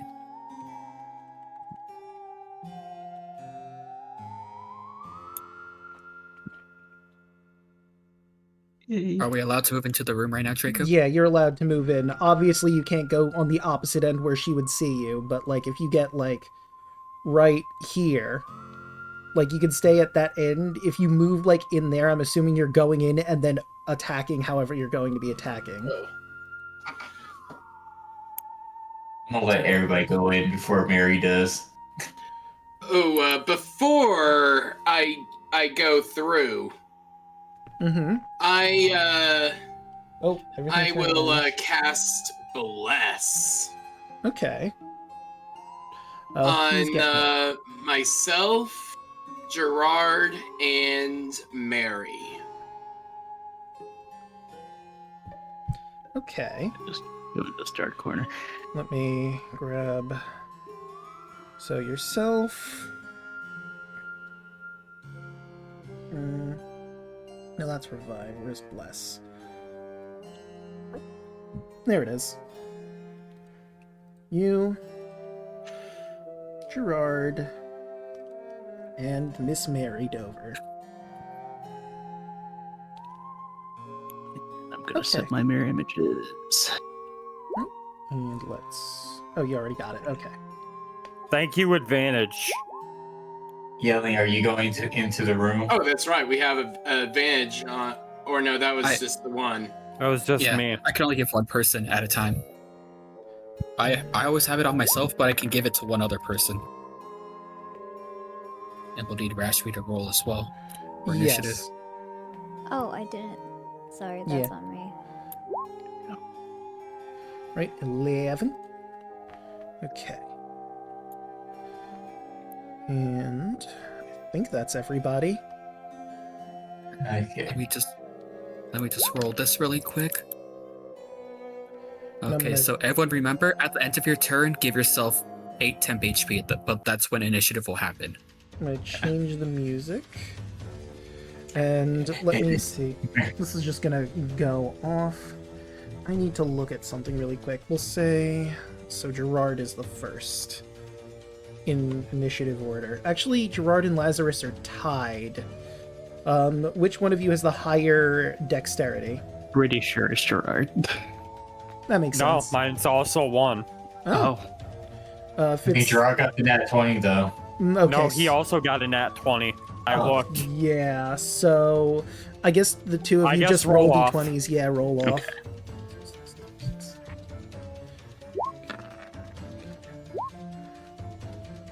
Look like you're going 16. first. Okay, and all right. So, Gerard, what is your action for this surprise round? Gerard, sick of this shit. Ready to just. The weasels have been so much. This house is. He's done with this house. He's done with everything.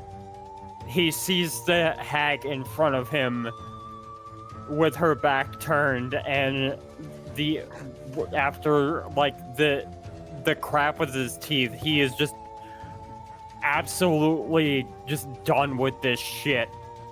And the first thing this hag hears from behind her is Gerard just yelling at the top of his lungs, and I'm gonna rage. Okay. And then the second thing is I'm gonna just from the back. I'm just gonna swing at her with my battle axe. Okay. That is a 12. Yeah, that Plus bless? unfortunately. Oh, yeah, wait, that's you right, do I have am bless. D4. So that is 15. 15. Let me check something real quick. Because we'll assume. Why is it that number? Okay, that will not hit, unfortunately. As you swing your axe and you, in your rage, you just whiff your shot, unfortunately, and hit just next to her. But we now have her attention, and Gerard is just staring at her with bloodshot eyes. She hasn't turned around yet, but you do recognize that she is acknowledging you're there. Lazarus. All right. A magic missile. Okay, roll the attacks.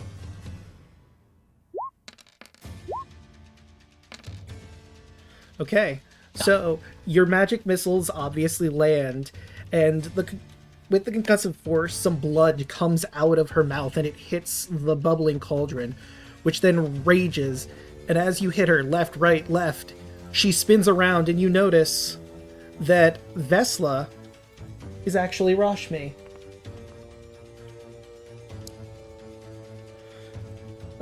Oops.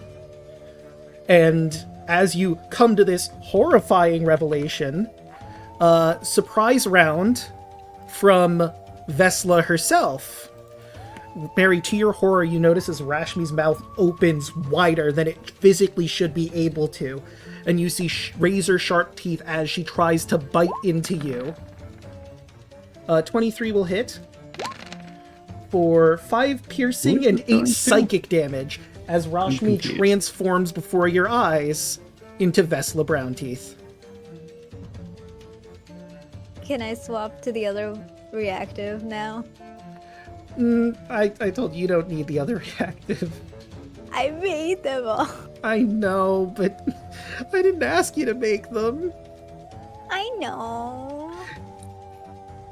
Okay, I'm gonna just swap these around so we know which one is where. And get rid of you. I'll have to put you back in, though. Oh, no, wait, never mind. I got rid of the right one. Good. That is really a shame. Those were really good hits. So, additionally, I would have given it if your passive perception was 15. Or not passive perception, passive insight. Gerard's was a 13, and he went first. And the rest of you just, followed suit after. Lazarus, your passive insight would have been 11, so you wouldn't have noticed either. I have... What is my passive insight? I have proficiency, so that's a bonus of 4. Okay, so that would be 14, so you also wouldn't have noticed. But because Dang. the other two came in first, guns blazing. Rashmi's looking real rough now as she's collapsed on the floor after those. Oh, whoops. And That was not meant for you. And Vessla will say, I really must thank you. The blood of the pure-hearted was the last ingredient I needed. Thanks. Is that what you look like? Yes. I know I'm quite lovely. You see all the mirror images. One of them gets on the ground and starts punching the ground, laughing. One just holds his gut. And let One's me pointing at her. show you up close what she looks like now, everybody. You're one ugly bitch. Oh no. No, flatterer. Oh no. I'm gonna spend 1 sorcery point to Okay, do quicken spell. alright. Okay, and that would be 9, which Nope, does 9. miss. Right, and that would bring us to Mary. She's right up by you. So anyway, Everyone- Mary started blasting. For some reason, Mary's it eyes says- starts to glow red. Mm. Even one horn. First thing first, Bonus action. Omen of Doom on the hag. Okay. Draco, you got rid of her of the hag's initiative token. So I didn't. I just have the wrong token there. Give me a sec. There we go. Now it should be in there. Wait, is it not? I thought I grabbed it. The hag token? Yeah. No. All right. I'm It just gonna looks have to there. add it in Her again. place in initiative. Her initiative Oh, was an 14. initiative. Yeah. I don't know why it didn't show up. Because, like, I guess because I rolled it from the GM's layer, it's not showing it to you guys. There you go. No, I it was fixed there, but after the token shenanigans, it got lost to the ether. Ah. And her makes dex sense. is a +3, so I believe she would beat out Cauldron. Yeah. Okie doke. So, Mary, continue. Also, why is your HP at 12? I got bit by her. That's right. That's why. Where are you putting Grim, or Reaper, rather, Lao? Right here. Okay. And let me grab... Using characters. And... There you are. Boop. Okay.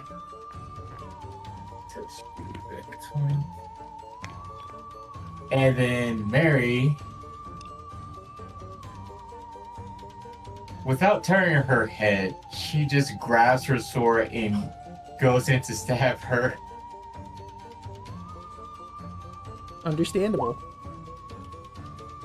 For 18. Murder sandwich. That is going to hit. And Mary's going to add on to that. Favorite foe, adding a D4. Okay.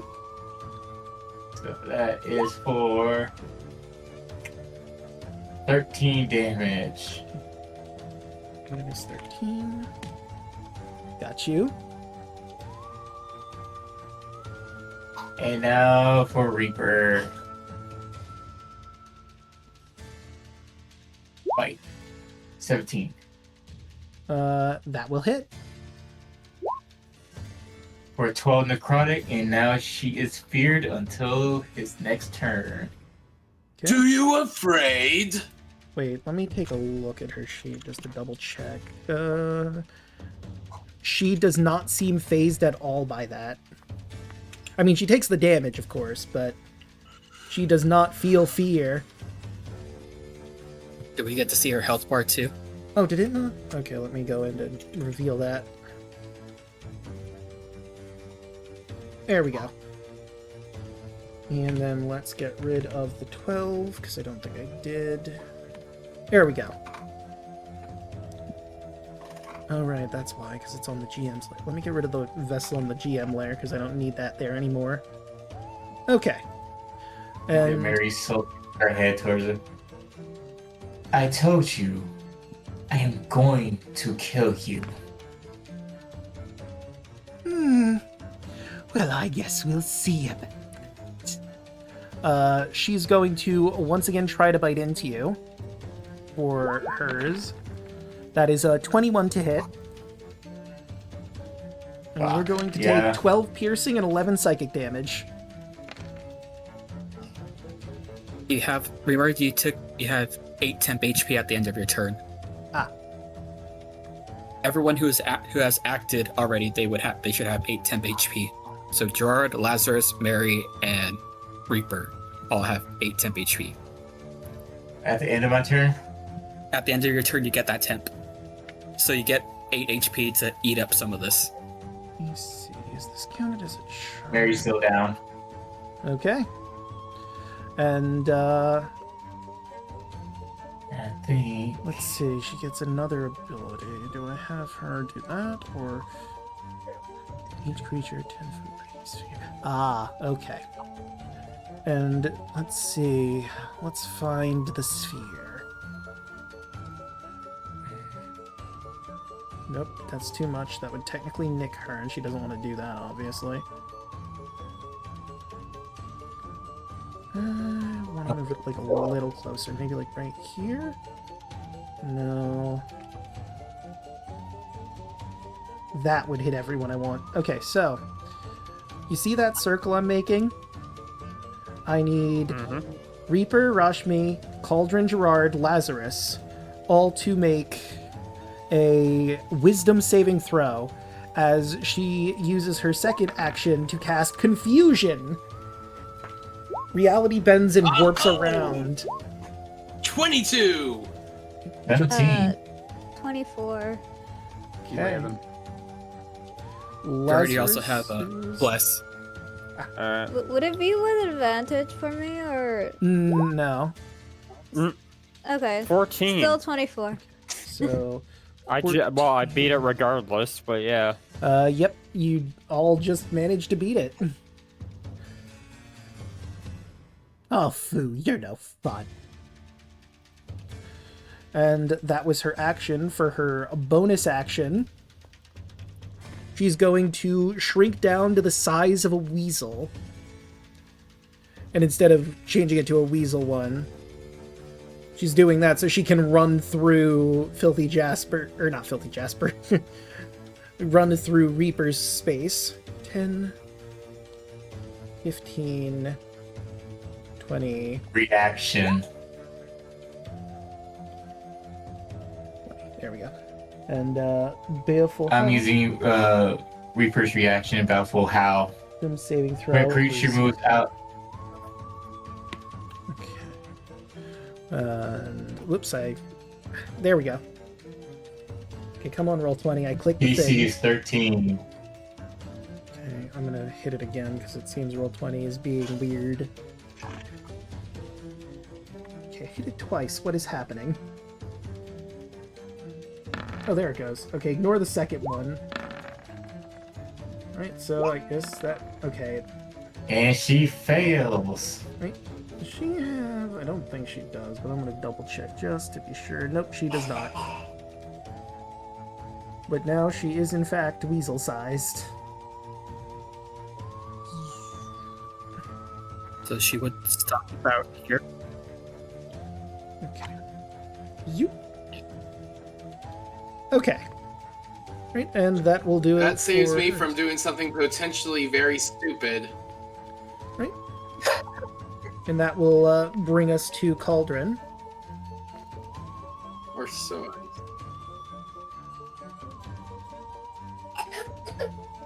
Or so.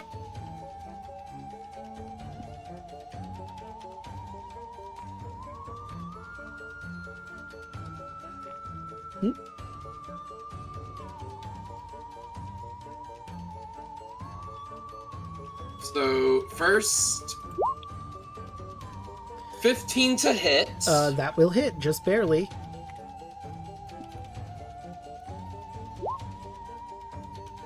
Ooh. DC 14 strength saving throw.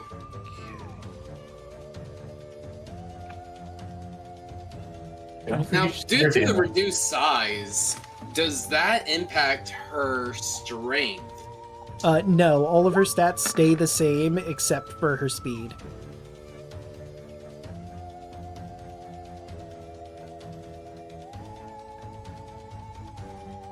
Did you roll your damage for your sword? Yeah, you didn't roll the sword's damage. There's the damage. So that would be 20.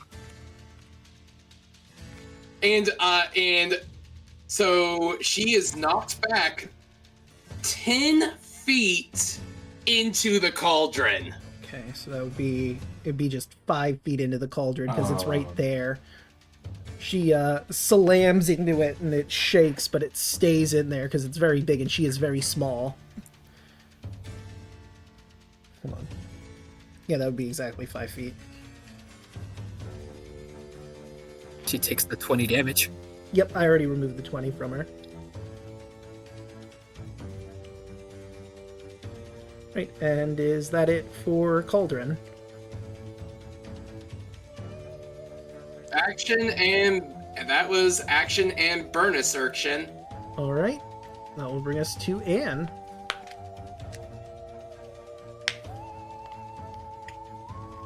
Now, here's the thing: is because she's been shoved into the cauldron, like into the potion itself. or against the cauldron itself. Does that do anything? No, because she is very small at this point. It wouldn't be enough force to actually knock the cauldron over or anything. Also, like, Philip and Adela are on either side of the cauldron, so they are also technically propping it up. They're not on the map proper here, but for all intents and purposes, they are on the map.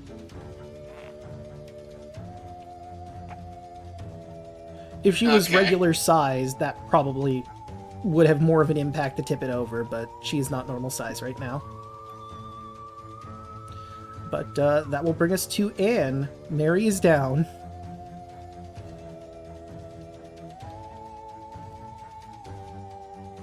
Oh dear, oh dear, oh dear.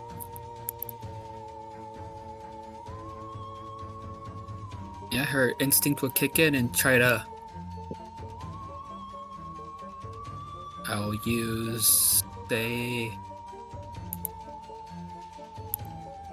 bonus action for level 2 healing word on Mary.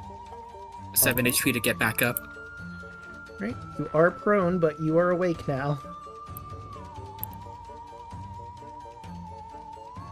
And speaking of prone, Rashmi obviously would have been prone from getting assaulted. Actually, no, she wouldn't. She basically got hit up against the cauldron. Rashmi is not prone.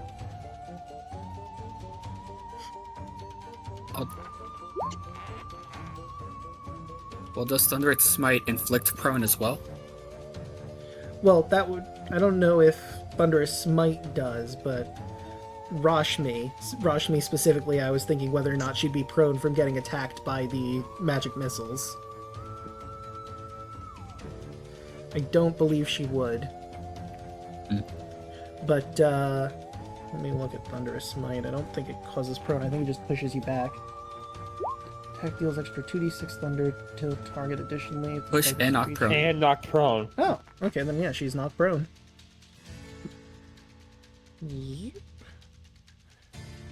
So wait, would that mean I had disadvantage earlier? No, because you weren't knocked prone.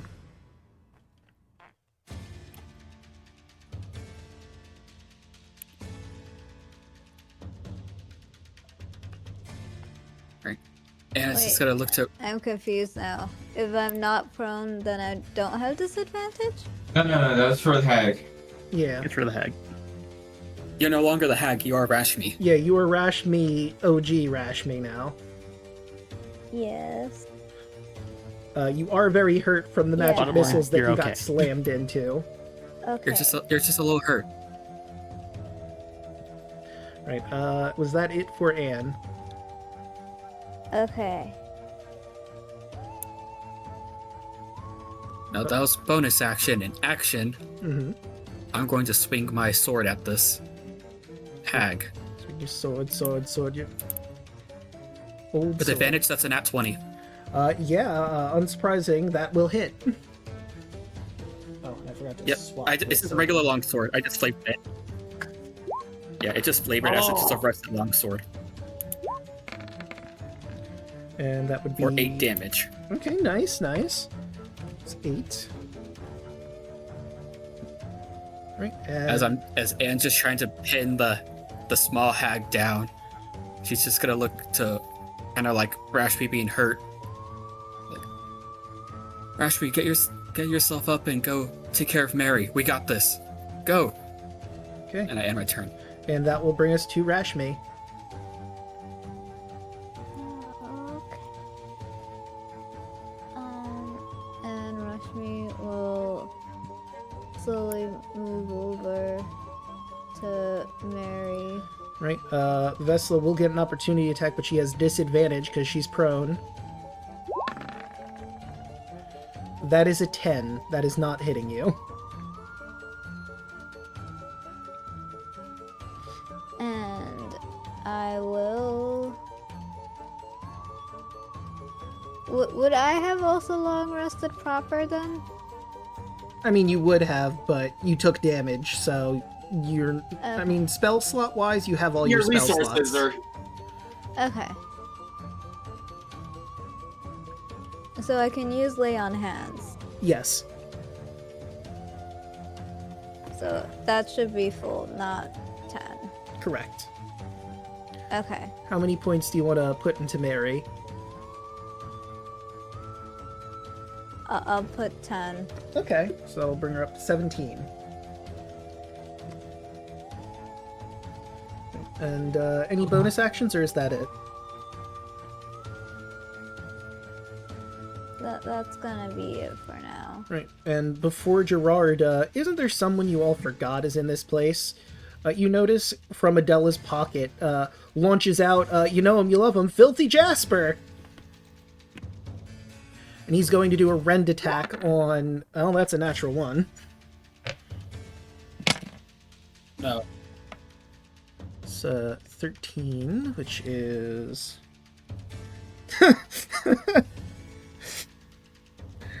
This place is dusty, and he manages to get some dirt in his eyes from the attack. His vision...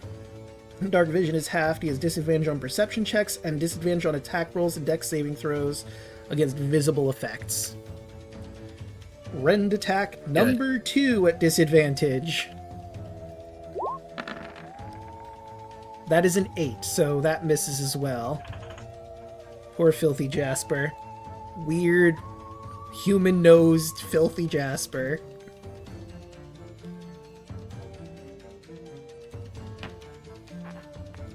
And now we're at Gerard. She's all set up for you, buddy. Yep. Alright, Gerard is just ready, like... Thankfully Mary is back up, because that would have been even worse for him mentally, but, we're just gonna go ahead and, swing that battle axe right down at, the hag here. I'm just a funny little gal. You really gonna hit a funny little gal? Actually, you know what? Fuck it. Blood Maledict. I'm gonna use my Blood Curse of the Marked as a bonus action. Okay. Marked creature you can see within 30 feet of you until the end of your turn. If you hit the cursed creature weapon you have active crimson ray. Additional Hemocraft time. Determine extra. Okay. And I'll put blood for the symbol. Alright, with advantage. That's a 25.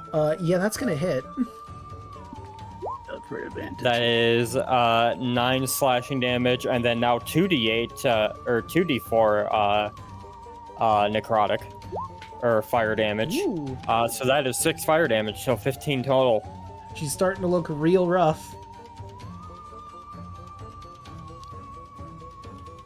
Gerard is just hovering over her with again just bloodshot eyes. Oh wait, that's right. I forgot. Because I'm raging. I have a +2 to damage as well with everything. So that's actually 17. Okay. So what do I add? I guess subtract. I have advantage on strength checks and strength saving throws. When you make a melee weapon attack using strength, you gain a bonus to the damage roll that increases as you gain levels in the barbarian, which I believe right now is 2. You have resistance to bludgeoning, piercing, and slashing damage. If I'm able to cast spells, I can't cast or concentrate while raging. Blah blah blah. Okay. So just an additional -2? Yep. Okay, got it. And is that it for your turn? Yeah. Right. That will bring us to Lazarus. I mean, worked last time. Okay, so I mean you don't have to roll anything, so this wouldn't have disadvantage. So yeah, just roll the missiles. So it's 3, 5, and 4. 3. Oh, that's... how do you want to do this? That's more than enough to take her down. All right. You didn't want my parting gift? I'm so offended by this. Here, have another. Your missiles come through into tiny Vessla as she wriggles and writhes in weasel form, and eventually she transforms back into her normal form. Dead.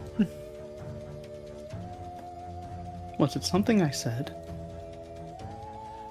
Nah, couldn't have been. Ah, thank you. You always have my back. Of course, buddy. I suppose that'll bring us to Mary, unless you have any other bonus actions to declare. Nope. Go right ahead.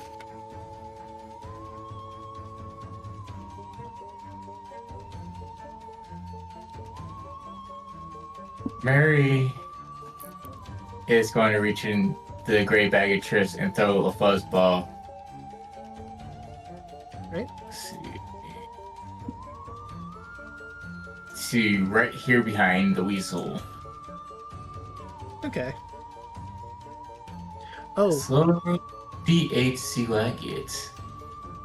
I almost forgot. Obviously, when she was starting to grow in size again, it knocked the cauldron over, so now there's like a bunch of red goop over here. That'll just be difficult terrain over there. Right, what is number one? No. It's a no. weasel, isn't it? Yes. They Well- love you. They really do. You throw out a ball of fluff and it folds out, and to your horror, Mary, it pops into a weasel. They just want to be loved. They just At want. least this one's not messed up. Yep, just a regular old. I don't know why that's so goddamn big. Let's fix that. Giant weasel. Just a regular old-fashioned, typical weasel. A dire weasel. No, let them fight. Right, so let's see. That is. Oh, no, I don't need that one. She's dead, so goodbye to that. This is what I needed. Let me see. At least you have the weasel snap walk already. Yeah, no, it's right there. It's quick and easy. But there may be an effect because of that, but we'll see how that goes. Mary eye twitches. Does the weasel go on your turn, or does it roll initiative? I forget. It's the same as Reaper. Okay. So, I guess you commanded to attack Filthy Jasper? Mary just blatantly just says, attack the weasel. So, the weasel looks at Filthy Jasper, and it looks like it's gonna attack, but then Filthy Jasper looks back at it, and there's a pause there for a moment, and the weasel does not attack. Because, Filthy Jasper has this. You magically control beasts and swarms that match its incarnation. He is a weasel. I'm gonna get rid of that because it kind of spoils that there are other ones, but you have put a ally for Filthy Jasper on the field. He appreciates it. The funny thing is that command went to Reaper and the weasel. Ah. Right, well, Reaper's still under your control. He is not a weasel. And another fun fact about Filthy Jasper, he has a fear of canines, and look, there's a dog. That's rough, bruh. Let's see. I'm gonna roll a d4 because I didn't specify which weasel for Reaper. Yeah. 1 to 2 will be Jasper, and 3 to 4 will be my weasel. Right. And Jasper, he's taking a bite. Okay. 14. That just barely hits. For 10 necrotic, and he is even more frightened. Oh my god! Filthy Jasper does the Joseph Joestar, oh my god, pose with his hands. Oh my god! And I believe that will bring us to Cauldron. I just imagine it does that and then just immediately stares at the other weasel with the most, like, Bro, what the fuck look on its face.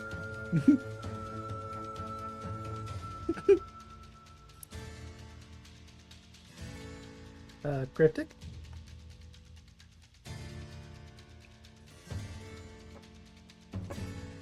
Cryptic.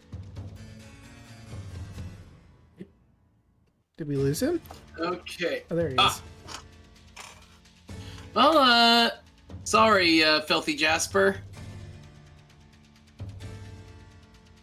So anyway, I started slashing. Yeah, that'll do. So that's 12 slashing damage. Oof. And is that it, or are you gonna put a smite on that? Divine Smite! I figured. Oof. Alright, and what, does he ever make a save, or is that just done to him? Just It just done. happens. It just happens. Okay. It takes the additional 7 if he is a fiend or undead. I don't believe he is. Nah. He's a fake creature. So I mean, I figured. how do you want to do this? Because that is enough to take down Filthy Jasper. The sword shines with a divine energy, the pure energy of his goddess.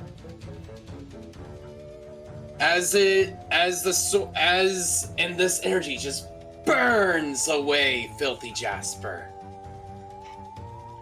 You know what? Because it's funny.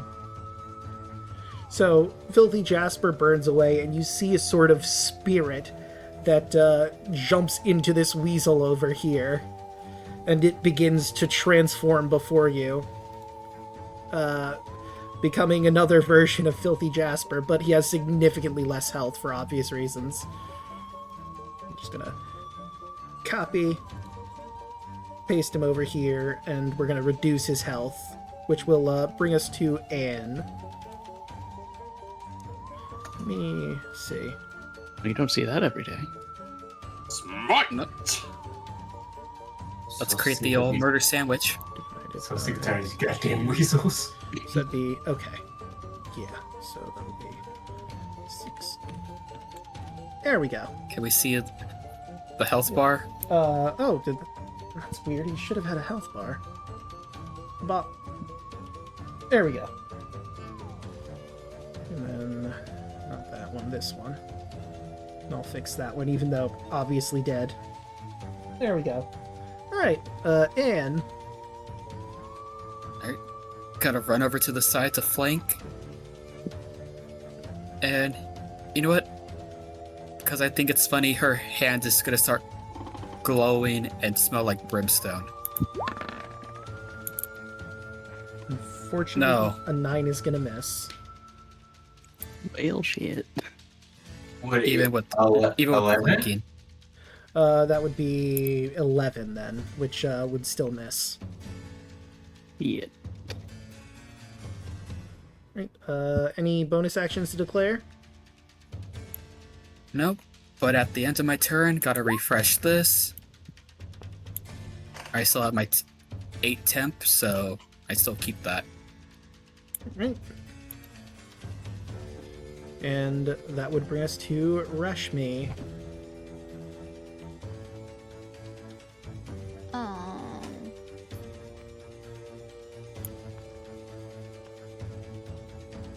Rashmi is going to. Well, it's just the weasels, right? It is just the reincarnation of Filthy Jasper.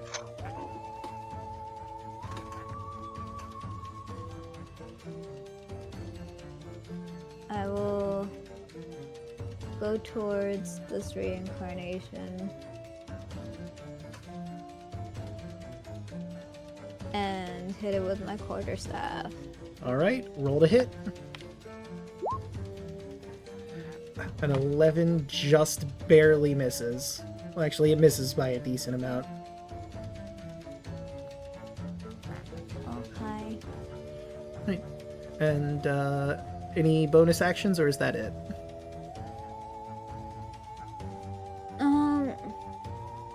That's gonna be it for Rashmi. Okay. Filthy Jasper, surprising no one, is going to turn invisible. He does not want to be here. There's too many of you.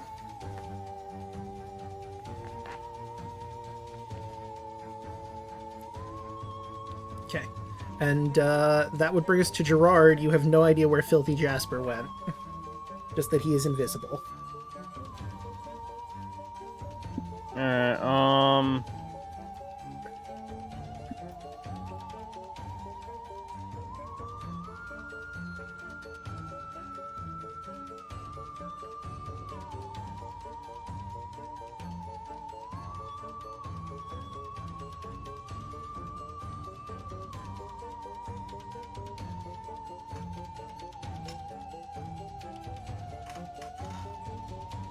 Alright, just trying to think.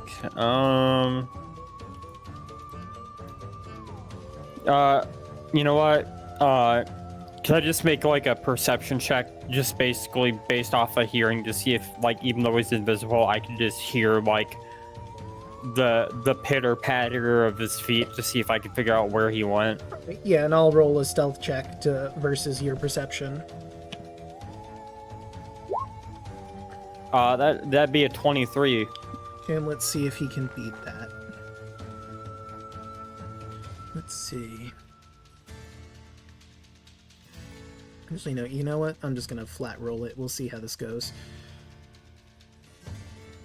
I was gonna make it secretive, but you know what? That is an 18. Like I said, this place is kind of dusty, and with the red ichor on the floor, you see little footprints that lead to here, right next to where Vessla is. Gerard just turns around, sees the spot, and I'll go ahead, since he's technically invisible, I'll go, even though I know the general area, I'll go ahead and swing with disadvantage. Alright. If you'll allow it. Yeah, that's fine. And I'm just gonna put this here real Well, quick. that's a nat one. Oh, well, let's roll to see what you've unlocked here. And let me put that to the back. Also, this red ichor, like I mentioned earlier, just for frame of reference, is difficult terrain. Where did my... Oh, I moved over here for some reason. That is number 10. So you go to sway and you hit yourself in the throat with the handle of your weapon. You cannot speak or cast verbal spells, which doesn't really affect you all that much, but hey, now you can't quite speak. At that point, Gerard is literally, like, he can't speak, but he is literally just, like, curves the cowardly dog style, pointing in this spot here. Like, hey guys, it's right here. Oh, that's nice. Maybe we can deal with that after. Oh, that's nice, Gerard. You're so sweet. Oh, yeah, you're so sweet. Oh, you're so creative. The classic Muriel response, and Gerard is just looking at everyone with, again, still in full on locked in the rage with the most, like, you motherfuckers look on his face. So, The things I do for love. So, Lazarus, what you gonna do? You have a general vague idea where it might be. Maybe. Jasper, you should just give up now. We got the doors all covered and you're surrounded. You can't hide forever. I think you should just come out with your paws up and just let fate take its course. Roll persuasion, or no, intimidation this would be.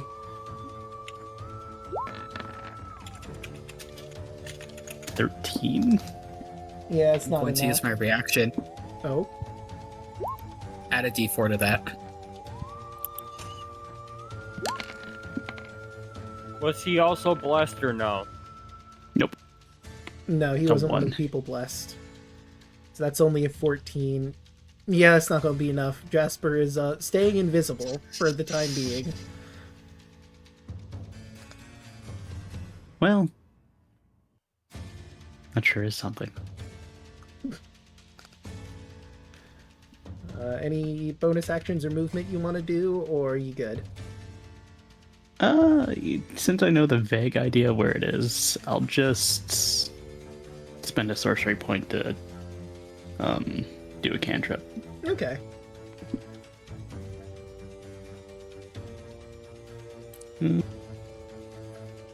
Let's do fire. That would It'd be be a 7. Yeah, that's gonna miss. Oh well. That will bring us to Mary. I imagine you're gonna use some of your movement to get up from prone. Yes. Right, so you have half your movement. 15. Okay, I can get there. I get next to Gerard. Bonus action. Zephyr Strike. Okay. Hey, now me do that. And then Mary just looks down to the area where he might be. And she's going to swing her short sword. So that's gonna be a flat. For 16. That will hit.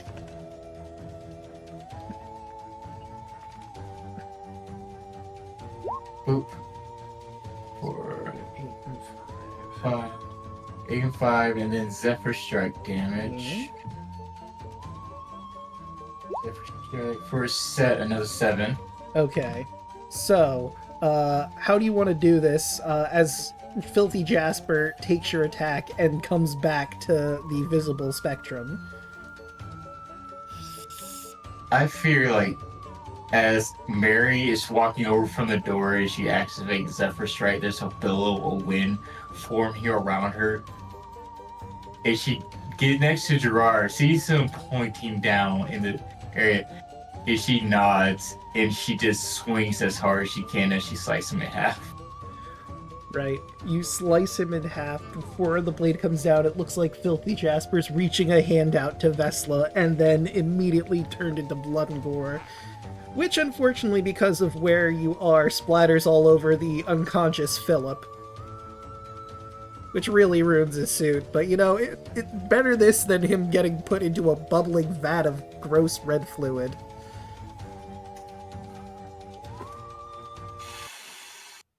And then Mary stops, and she'll looks around, seeing any more threats. She will slowly turn her head towards the hag, walk over to her, and just starts repeatedly just stabbing her. Oh, Ignoring that, I'm just going to untie the Druskenvalds and give them a look over. They, I like to don't look... assist- Oh, sorry, go ahead. I said I'm gonna assist Cauldron. Alright. It'd be funny if I took her teeth, just as an ironic thing. It would be pretty funny. I mean, she's got plenty of teeth all around here, but, you know. Yeah, but her bug teeth, it's just hilarious. It's true. That's very true. It's certainly something to chew on. Gerard kind of shaking himself out of his rage, seeing as how, there's nothing else that needs killing, is going to just take a look at the cauldron, and if you want me to roll like an arcana or something to see if I can figure out exactly what this was supposed to do. Oh, yeah. I Absolutely. think I'll stop with the puns. This gag's getting long in the tooth. Oof, that's a 5. Yeah. You know what? Fuck it, I'm still blessed. Alright. That's an 8, so still probably not gonna So, work. yeah, it's kind of hard to tell now because it's been spilled all over the floor. You would wager that she was going to sacrifice Philip and Adela, maybe.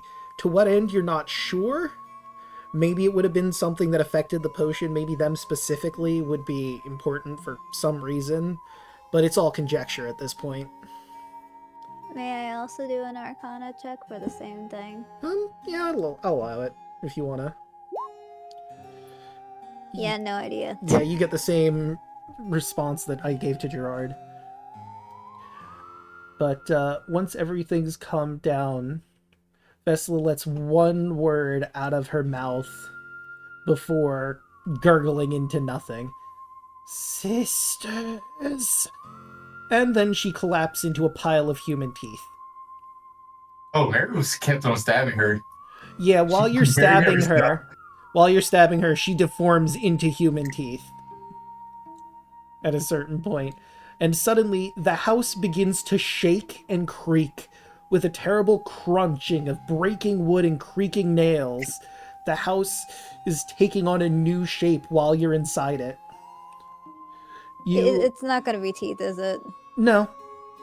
We're gonna say you managed to run out in enough time before the house, like, properly changes. And from the outside... Grabs one of them. Yeah. Grab the other. When you get outside, you notice the house has taken on a new shape. It's still a bit crooked, but it's vastly less so. The years of disrepair fade, and its new form is the manor home fit for the Druskenvalds. Just a normal, air quotes, normal manor that can be properly lived in. And, The Cheshire Cat's still here.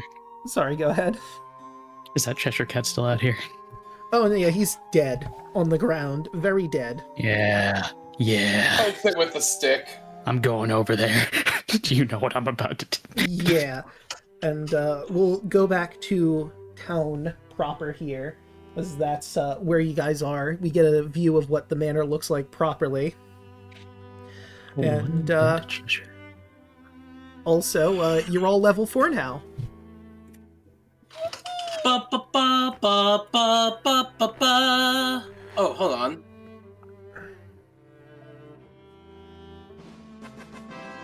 There you go.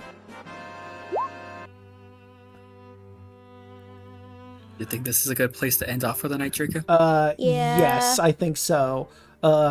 You'll catch up with the Druskenvalds after, the next session. That'll be where we start. Oh, I forgot something very important, though, that you would have seen in the attic once everything calmed down and you were stabbing. Someone would have noticed that, she's apparently just the first of 3, as she mentioned to Mary in her dream. But you see carved into the wall are the names of her sisters on the scratchings. Stranoga Blackstinger and Golub Grey Gullet. Hundreds of human teeth were what was left of her, but aside from that, the state is normal. You now know that there are more hags that may or may not become an issue in the future. And things start to wind down. And I will read the conclusion properly after that. I think I'll be changing the thumbnail for the next chapter as you've made it into the next one. But with that, let's start going around the horn. Who'd like to go first? No, I'll go first since I gotta head to bed here in a minute. Yeah. Hello, I'm Chocolate Zombie 101. You can find me all over social media as any form of Chocolate Zombie 101, where I stream on Twitch. Tuesdays you can typically find me, Draco, and Hoshi streaming our Baldur's Gate 3 run. Wednesdays you find me here playing Gerard for Crooked Moon. Sometime in the new year, you'll find me on twitch.tv/twitchtheperson for our Power Rangers Cyber Strike campaign. Don't know exactly what day it's going to be yet, but we'll keep you all posted when we figure that out. And then occasionally you can find me on Draco's channel when we do party games when we have people in time. And I'll just go ahead and throw it to Broaden, and I'm going to hop out of the call so I can get ready to head to bed, and I'll probably just level myself up later. All right. Have a good night. Yeah. Good night. Hello. I don't have much to plug here. Tonight's been very, very fun. Yeah, I'm glad we all made it out very fine. And we'll see you guys next week. I'll pass it down to Hoshi. Hello everybody, I'm Royal Hoshi. You can find me on all social media as Royal Hoshi. Tuesdays you can find me, Draco, and Choco playing Baldur's Gate 3. As we're going through honor honor mode, which I forgot what we were doing. I think we were actually about to go find the hag. Yes, I believe so. Ironically enough. Wednesdays you can find me here on Draco's channel as I'm playing Mary. As you all see what the hag's done to Mary's son. Mary's not happy. She is a mother on a mission now. Yeah, I can't imagine Mary would be happy after learning everything she did. But that's it for me. Van, your turn. Hello, I am Thanatos. You can find me here with the gang here as Lazarus, as we tried to hunt more hags. Feels kind of familiar from last game. And you can also find me on the Lost Nights playing as Solveric the Lizardfolk Artificer, as we finally made it out of the Shadowfell. Hey! But of course, we're fighting a mound of skeletons, of charred corpses. So take the good with the bad, I guess. Yeah. Other than that, don't really have much to say. Usually here on party games night sometimes, are just lurking around in Draco's stream. And that's it. Yelling. Your turn. Okay. Hello, I go by Yeltamalo. You can find me on most of the social media as Yelling at Me or as Yelling at Me VT. I usually do art streams on my Twitch, and I've been doing a rat dance. Tomorrow I will be doing a birthday stream, like kind of low key.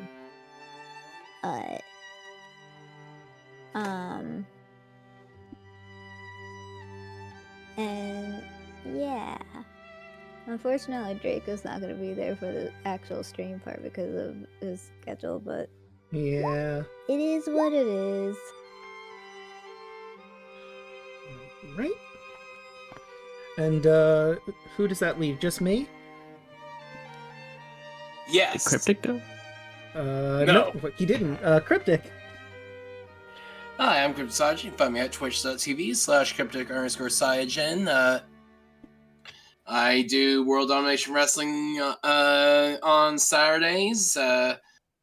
Usually a 2 to 3 hour show of wrestling nonsense. And without further ado, Draco, where can they find you, my friend? Hello, everyone. You've already found me here. Oh, I forgot something. Before I go through my spiel, I want to reveal something about the Weasel Hag. Funny story. If you willingly offer one of your teeth to the hag, she must accept it and be charmed for 24 hours. Or until the creature or its allies deal damage to the hag and forced to make a saving throw. And boy howdy, did Gerard have a lot of teeth he could have given her. May I also share my reactives? If you'd like, yeah, you can share them. Okay. But, I digress. You've already found me here. I stream Monday, Tuesday, Wednesday, and, I guess Fridays. Monday is Persona 3 Reload, where we are 1 week away from the next full moon and dealing with the next Tarot Shadows. Or, I guess, technically Arcana Shadows, but I like Tarot Shadows better. But I digress. Tuesdays, you can find me, Hoshi, and Chocolate Zombie 101 playing Baldur's Gate, as previously mentioned, where we're going to deal with a hag again. But this time a green hag. Wednesdays... Green? Yep, green. Interesting. Wednesdays, Anti-green. you can find all of our heroes here and myself as they go through Crooked Moon, Paper Moon. Now that the Druskenvalds are rescued, they can go over what happened with them, settle down, learn what Philip's actual job for them is, and then probably prepare and head off, most likely, for the next grand adventure. What will they see? You'll have to tune in to find out. And on Fridays, Yelling goes through Pokemon Scarlet. I've already finished Violet, so I'm just going to be riding along until they finish the post-game. But with all of that said and done, how about we find someone to raid? Namine is live, and it's been a while since I've raided her. What should the raid message be? Great boogly moogly. I like that. Yeah. And... oops.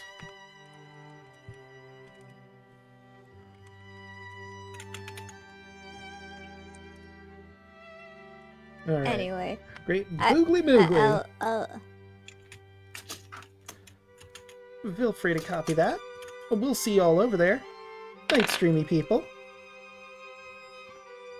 bye-bye. Bye. Don't leave me alone with them. They torment me so. I just realized I never set up the... No, you're not allowed to get tormented. I never set up the end slate, so I'll just What do did that I? real What quick. did we say?